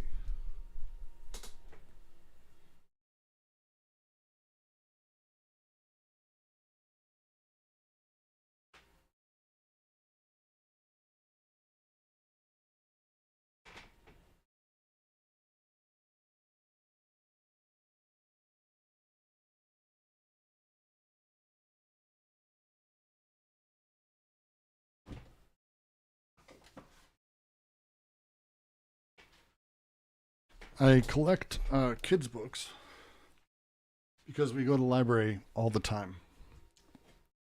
And the setup, more or less, tends to be when we go, like the other day, it was like a $5 per bag, and you fill up a bag. I always grab a bunch of the little kids' books because I find it fascinating, because they do moral lessons. So here's like a Tootle. It's a little golden book I grew up with. And Tootle, this is not the little engine that could. This is Tootle. If you don't know Tootle, allow me. Far, far to the west of everywhere is the village of Lower Train Switch. Okay. All the baby locomotives go there to learn to be big locomotives. The young locomotives steam up and down the tracks, trying to call out the long, sad toot of the big locomotives. But the best they can do is a gay little tootle. Little train switch, blah, blah, blah. They go through school. They learn how to do this. They have this lesson. Staying on the rails, no matter what. This is a story about a little engine who excitedly goes off the rails, and how he ruins the country, and how he learns that he should never go off the rails. Not a great book for little kids to me.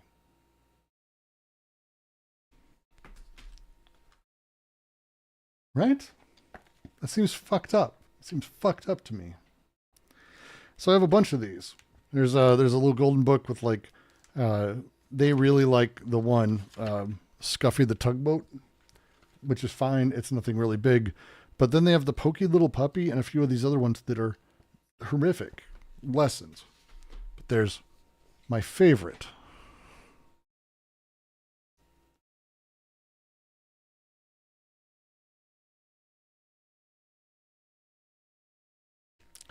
Spend It, a Money Bunny book.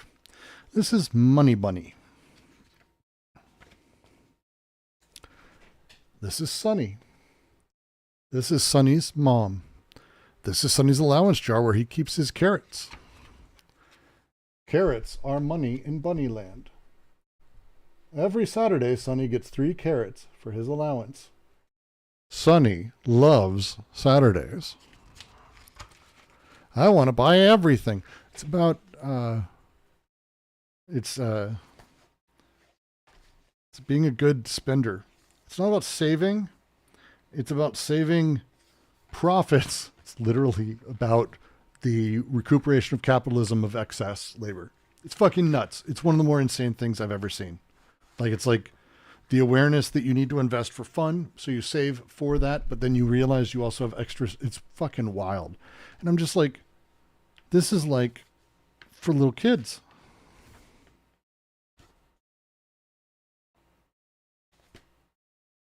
Find it horrifying. Yeah, Misty. Did you learn to spend it with money, Bunny? We're going over books that I didn't let my children read. That I just kept because I thought they'd be hilarious to have. And I want to do readings of them. I'm going to do like dramatic readings of these because I think they're fascinating. And I think you should learn. Allowance, 1 carrot. Want, 1 rocket. 1, 1, 1, 1. I have 3 carrots. I want 3 things. So why do I have to choose? Because the things you want don't all cost the same amount. So give it more thought. I don't want to think. I want to spend. It's a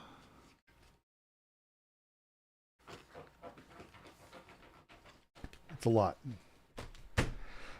It's emotionally a lot. I have a lot of stuff that I find ironic. Like I care because it's mostly ironic or odd. I have that hipster side to me. I can't help it. Pamela Allen, Fab Kids author. There's a few really amazing. Actually, I shouldn't say a few. There's a huge amount of really, really great kids writing. I go with. All right. Type in chat what you think I will say is the best children's book ever written. See if you get it. I'm going to find it. I've got a copy right here.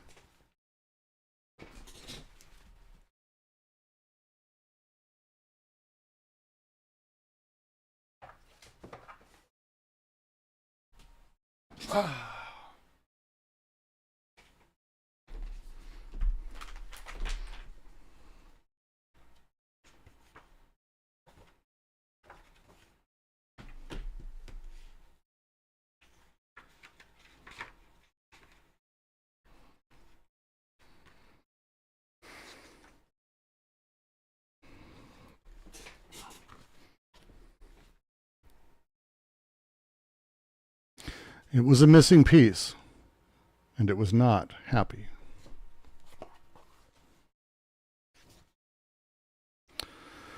So it set off in search of its missing piece.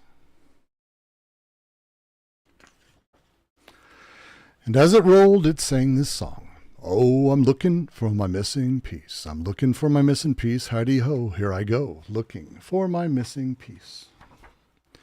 Sometimes it baked in the sun. Then the cool rain would come down. And sometimes it was frozen by the snow, but the sun would come and warm it again. And because it was missing a piece, it could not roll very fast, so it would stop and talk to a worm. Or smell a flower. And sometimes it would pass a beetle. If you don't know Shel Silverstein's The Missing Piece, it's the single best children's book ever written, without a question. Without a question. And I will fight people over this. I will do duels to the death.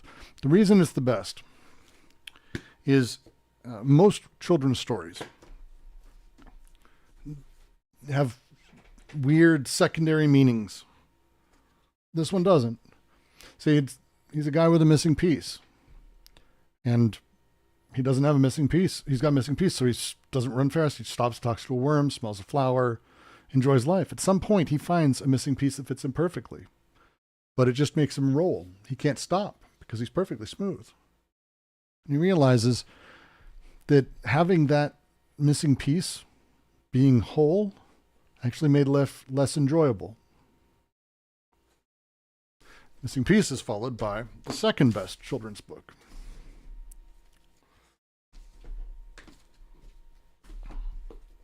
But we'll finish the story.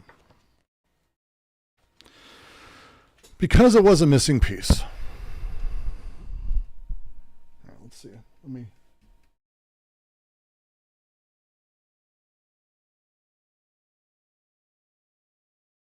Let's zoom in a little bit. Whoop. Come on. Because it was a missing piece, it could not roll very fast, so it would stop to talk to a worm. or smell a flower.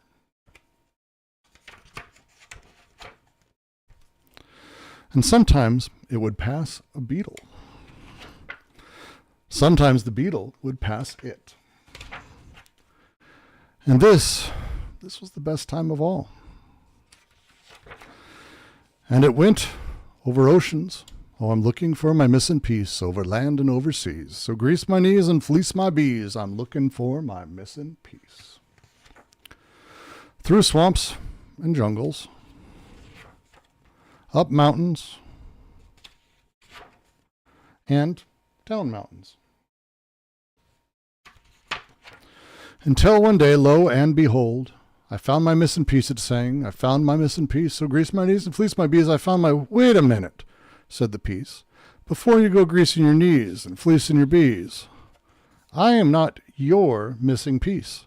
I am nobody's piece. I am my own piece. And even if I was somebody's missing piece, I don't think I'd be yours. Oh, it said sadly, I'm sorry to have bothered you. And on it rolled. It found another piece. But this one was too small. This one was too big.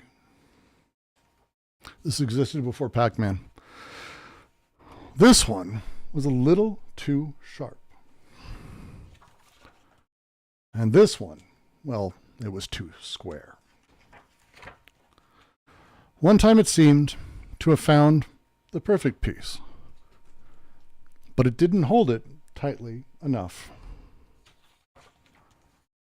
and lost it. Another time it held too tightly and it broke.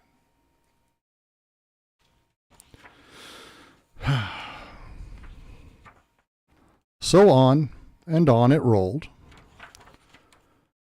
having adventures, falling into holes, and bumping into stone walls. Then one day it came upon another piece that seemed just right. Hi, it said. Hi, said the piece. Are you anybody else's missing piece? Not that I know of. Well, maybe you want to be your own piece. I can be someone's and still be my own. Well, maybe you don't want to be mine. Well, maybe I do. Maybe we won't fit. Well, It fit. It fit perfectly at last. At last. And the way it rolled, because it was complete, it rolled faster and faster, faster than it had ever rolled before. So fast, it could not stop to talk to a worm or smell a flower. Too fast for a butterfly to land. But it could sing its happy song. Well, at least it could sing, I found my missing piece. And it began to sing, I found my missing piece, I found my missing piece. So in my knees and at my knees are from. Oh my. Now that it was complete, it could not sing at all. Aha, it thought. So that's how it is. So it stopped rolling. It set the piece down gently and slowly rolled away. And as it rolled, it softly sang, oh, I'm looking for my missing piece. I'm looking for my missing piece. Heidi-ho, here I go, looking for my missing piece.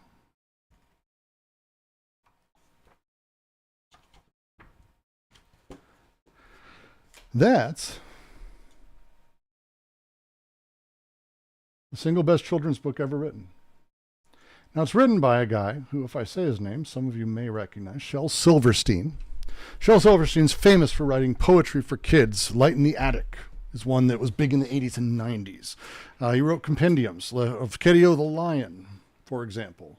He wrote a ton, Where the Sidewalk Ends. Famous poet. This, way before all that. He was huge.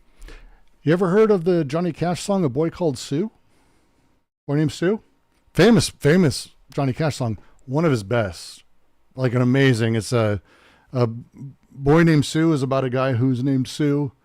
It's great. It's amazing. It's one of Johnny Cash's most famous songs.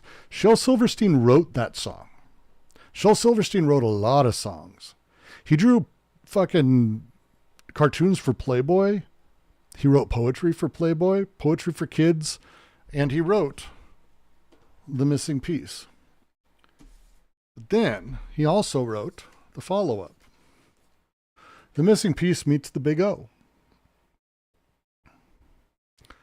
And together, they are, to me, the best way to teach people as a kid how to consider relationships and yourself and others.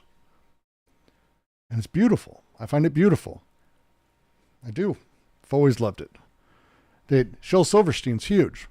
And we're going to actually, just because I have to, this is the thing that fucks with people's heads. Because if you don't know who Shel Silverstein is, he's a goofy looking fuck with a weird voice. Like, it's hard for me to describe him elsewhere like that. Just, he's that.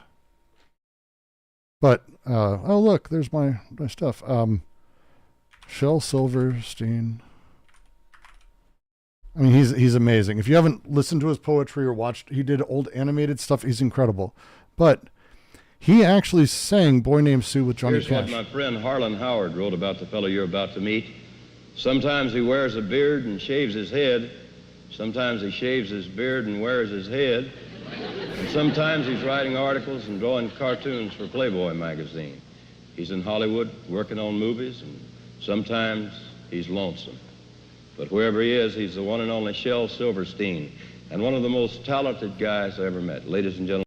I mean, how many people do you think Johnny Cash introduced like that? Just saying. Johnny Cash is fucking amazing. Shel Silverstein.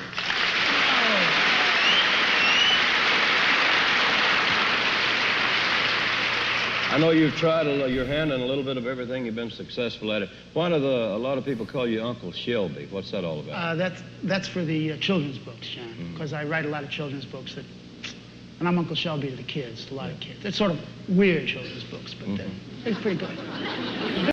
His children's books are pretty amazing. He has one called the ABCs for Children, and they're like the most mean-spirited, don't give this book to a child shit you've ever seen in your life. Like, what's under the sink? Lie. I bet you lie tastes delicious. It's really, man, it's fucking amazing. They're not really for kids. They're for adults to laugh about, but he is hilarious. Oh no, just wait to hear him sing. He is goofy as fuck. Oh, that's all right. But he's amazing. And I say this with like literal love. Shel Silverstein's one of my favorite people who may have ever existed. He wrote songs like dozens of songs that you've probably heard, even if you're younger than me by a wide margin. You've probably heard, like A Boy Named Sue. I didn't even know he ranked, but here he's going to sing it with Johnny Cash. To me, and for one song in particular that you wrote has been largely responsible for a lot of the success I've had lately. Shel wrote A Boy Named Sue, among other things.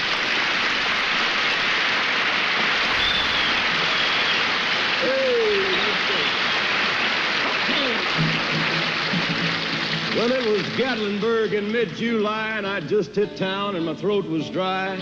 Thought I'd stop and have myself a brew at an old saloon on a street of mud. There at a table, dealing studs, sat the dirty, mangy hound, don't name me soon. See, that's what I meant. Well, I knew that snake was my own sweet dad from a worn-out picture that my mother had. I knew that scar on his cheek and his evil eye. So great. It's so great. Like, they're amazing. He wrote a ton of songs for Waylon Jennings. Like, which is crazy to think, like, a long time ago, which is like the quintessential Waylon Jennings song. Shel Silverstein wrote that. He wrote For the Kids, which is crazy, like just fucking crazy. He just wrote everything. He wrote Judy Collins' Hey Nelly Nelly. Like, it's fucking insane. Loretta Lynn's Here I Am Again. And then Wrote a few others for her.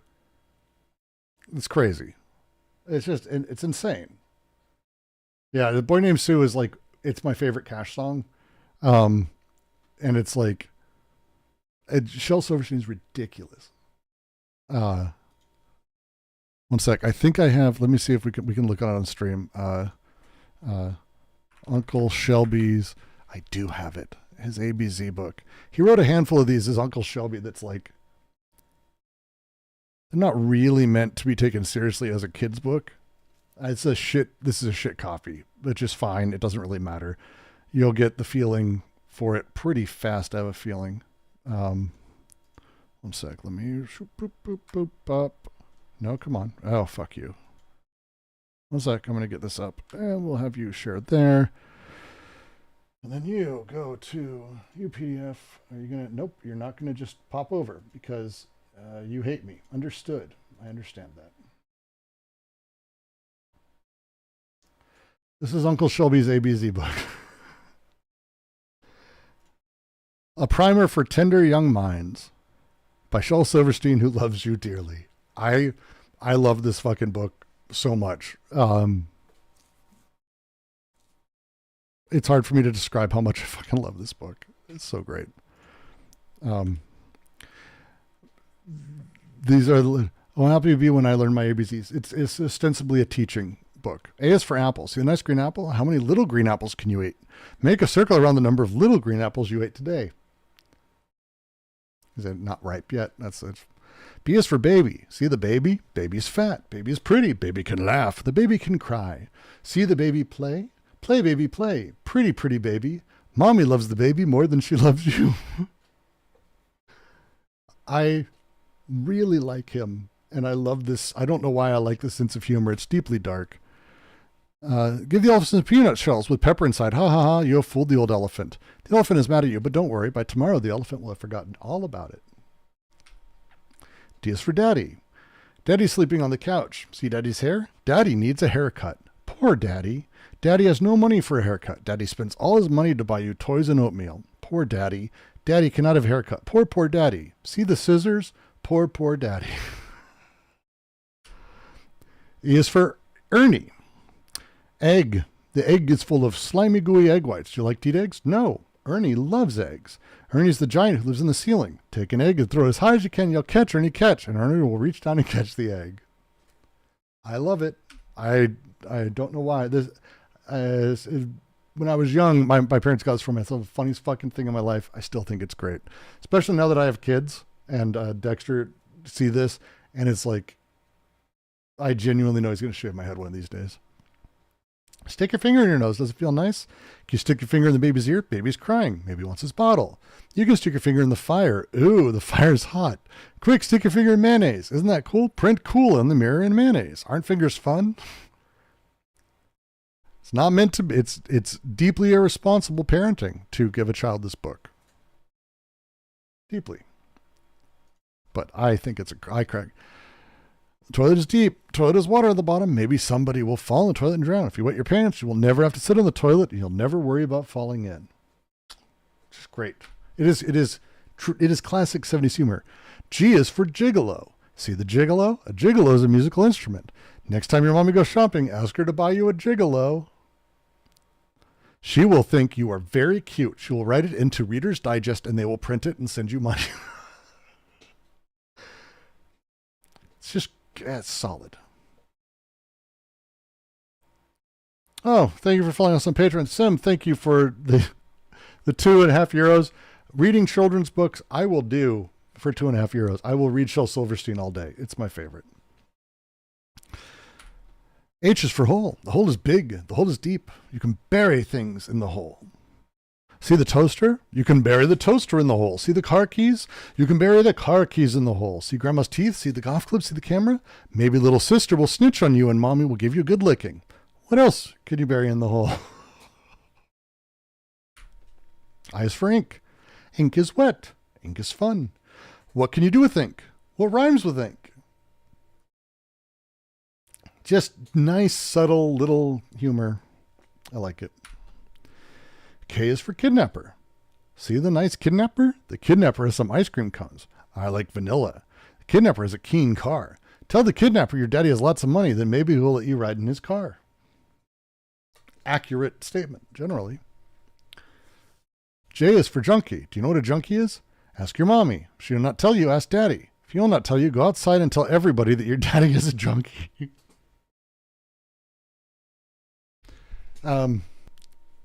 This reminds me, when I was in first grade, they were doing a seminar about drinking and driving. And I said that my dad did, because he drank Diet Cokes while he drove, and it was dangerous. I didn't say Diet Cokes, though. I just said he drank and drove, and I felt it wasn't safe in the car.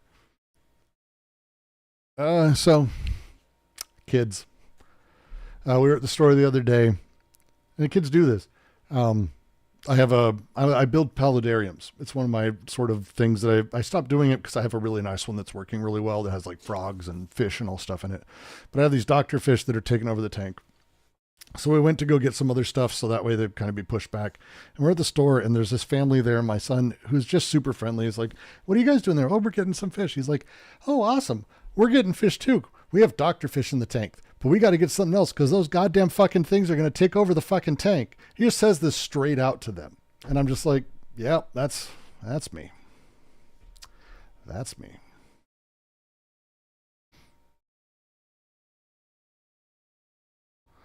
Ban social impact bonds, crypto, egg, telepresence. Okay, you are.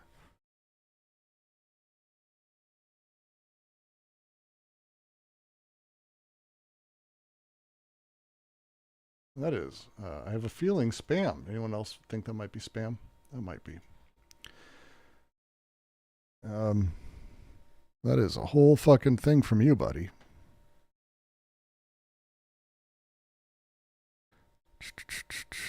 There. We'll get rid of you. Let's keep going. We're only through J. M. M is for money. See the money? The money's green. The money is mommy's purse. Mommy and daddy always fight about money. Take the money out of mommy's purse and send it to P.O. Box 41, Chicago, Illinois. Then mommy and daddy will be very happy. L is for lap. Grandma has a soft lap. Grandma tells good stories. Do you know the story of Little Red Riding Hood?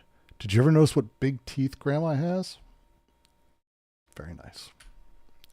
N is for nose. Did you ever hear of Pinocchio? Pinocchio was a public who liked to tell lies, and every time he told a lie, his nose would grow longer and longer. Do you think that would happen to you? Tell someone a lie and see what happens. Did your nose get long? No. Isn't it fun not being a puppet? I appreciate Shell a great deal. It's nap time. Do you want to take a nap? Lie down and close your eyes. It is dark. You can listen in the dark. What do you hear? Do you hear the boogeyman? Do you hear the werewolf? Do you hear the bloody monster? No, no, there is nothing there at all. Now go to sleep. Fuck. R is for red. The fire engine is red. The fireman's hat is red. Does the fireman in the red hat come to your house in the red fire engine with the siren? No. Too bad. The fireman only goes to places where there is a fire. I get a kick out of it. S is for spit. How far can you spit? T is for TV. See the TV? See the cowboys on TV? The cowboys live inside the TV. Take a hammer and break open the TV, and you will see all the cowboys and Yogi Bear and Shirley Temple and Huckleberry Hound and everybody. Whee! W is for wish. Do you want to have your wish? When your tooth falls out, put it under your pillow and make a wish. When you wake up, the tooth will be gone. There will be a shiny new dime. Now you have 10 cents. How would you like to get $3.20? Kids, here is a present for you. A shiny new quarter. I pasted it on here myself. So have fun and buy anything you want. Yours truly, Uncle Shelby. P.S. I hope your mommy doesn't take your quarter off and spend it. Just fucking great. Just great. Surprise! Because you have been good, Because you've learned your ABCs and because Uncle Shelby loves you, tomorrow you can stay home from school. No school tomorrow. Just great. Warning, it's not nice to burn books. It is against the law. If mommy or daddy tries to burn this book, call the police on them. P.S. The paper in this book is not really paper. It is made from candy. Fucking phenomenal. Just phenomenal. Written in like the mid-60s. Like this dude was fucking... Shelby was just... Shel Silverstein was wild. Completely different world, man. So great. He did the Kitty Corner, which is like perverted versions of like all the... It's not really for kids at all. I don't even know if it's stream friendly because this was like his Playboy days. But the book is meant to target parents, and they did a revisiting. He ended up going back and redrew like half of these for a reissue in like the early 80s, and then I think again afterwards. If you have anyone who's got kids, it's a great gift. It genuinely is. But Shel Silverstein's incredible, and he has just this incredible number of books. I love them all. Lefkedio, the Lion Who Shot Back, is great. It's probably one of my favorites. Probably have to say that's my favorite. I really love Lefkedio. It's a lion who shot back. And about how Hollywood ruins everyone. It's really not a children's book, but it is. But Shel was just great. Very different world. Very different world from us.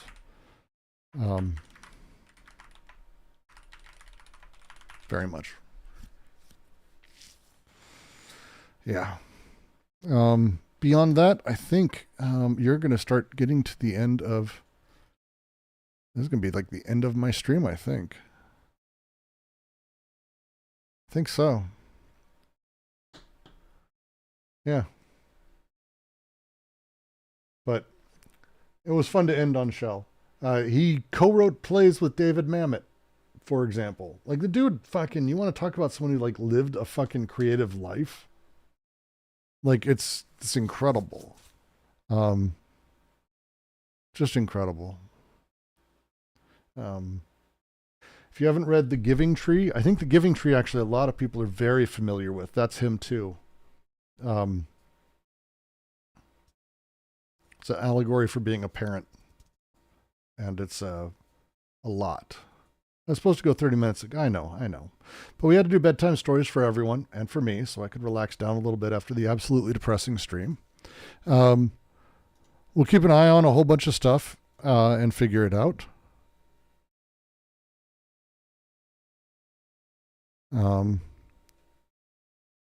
So yeah.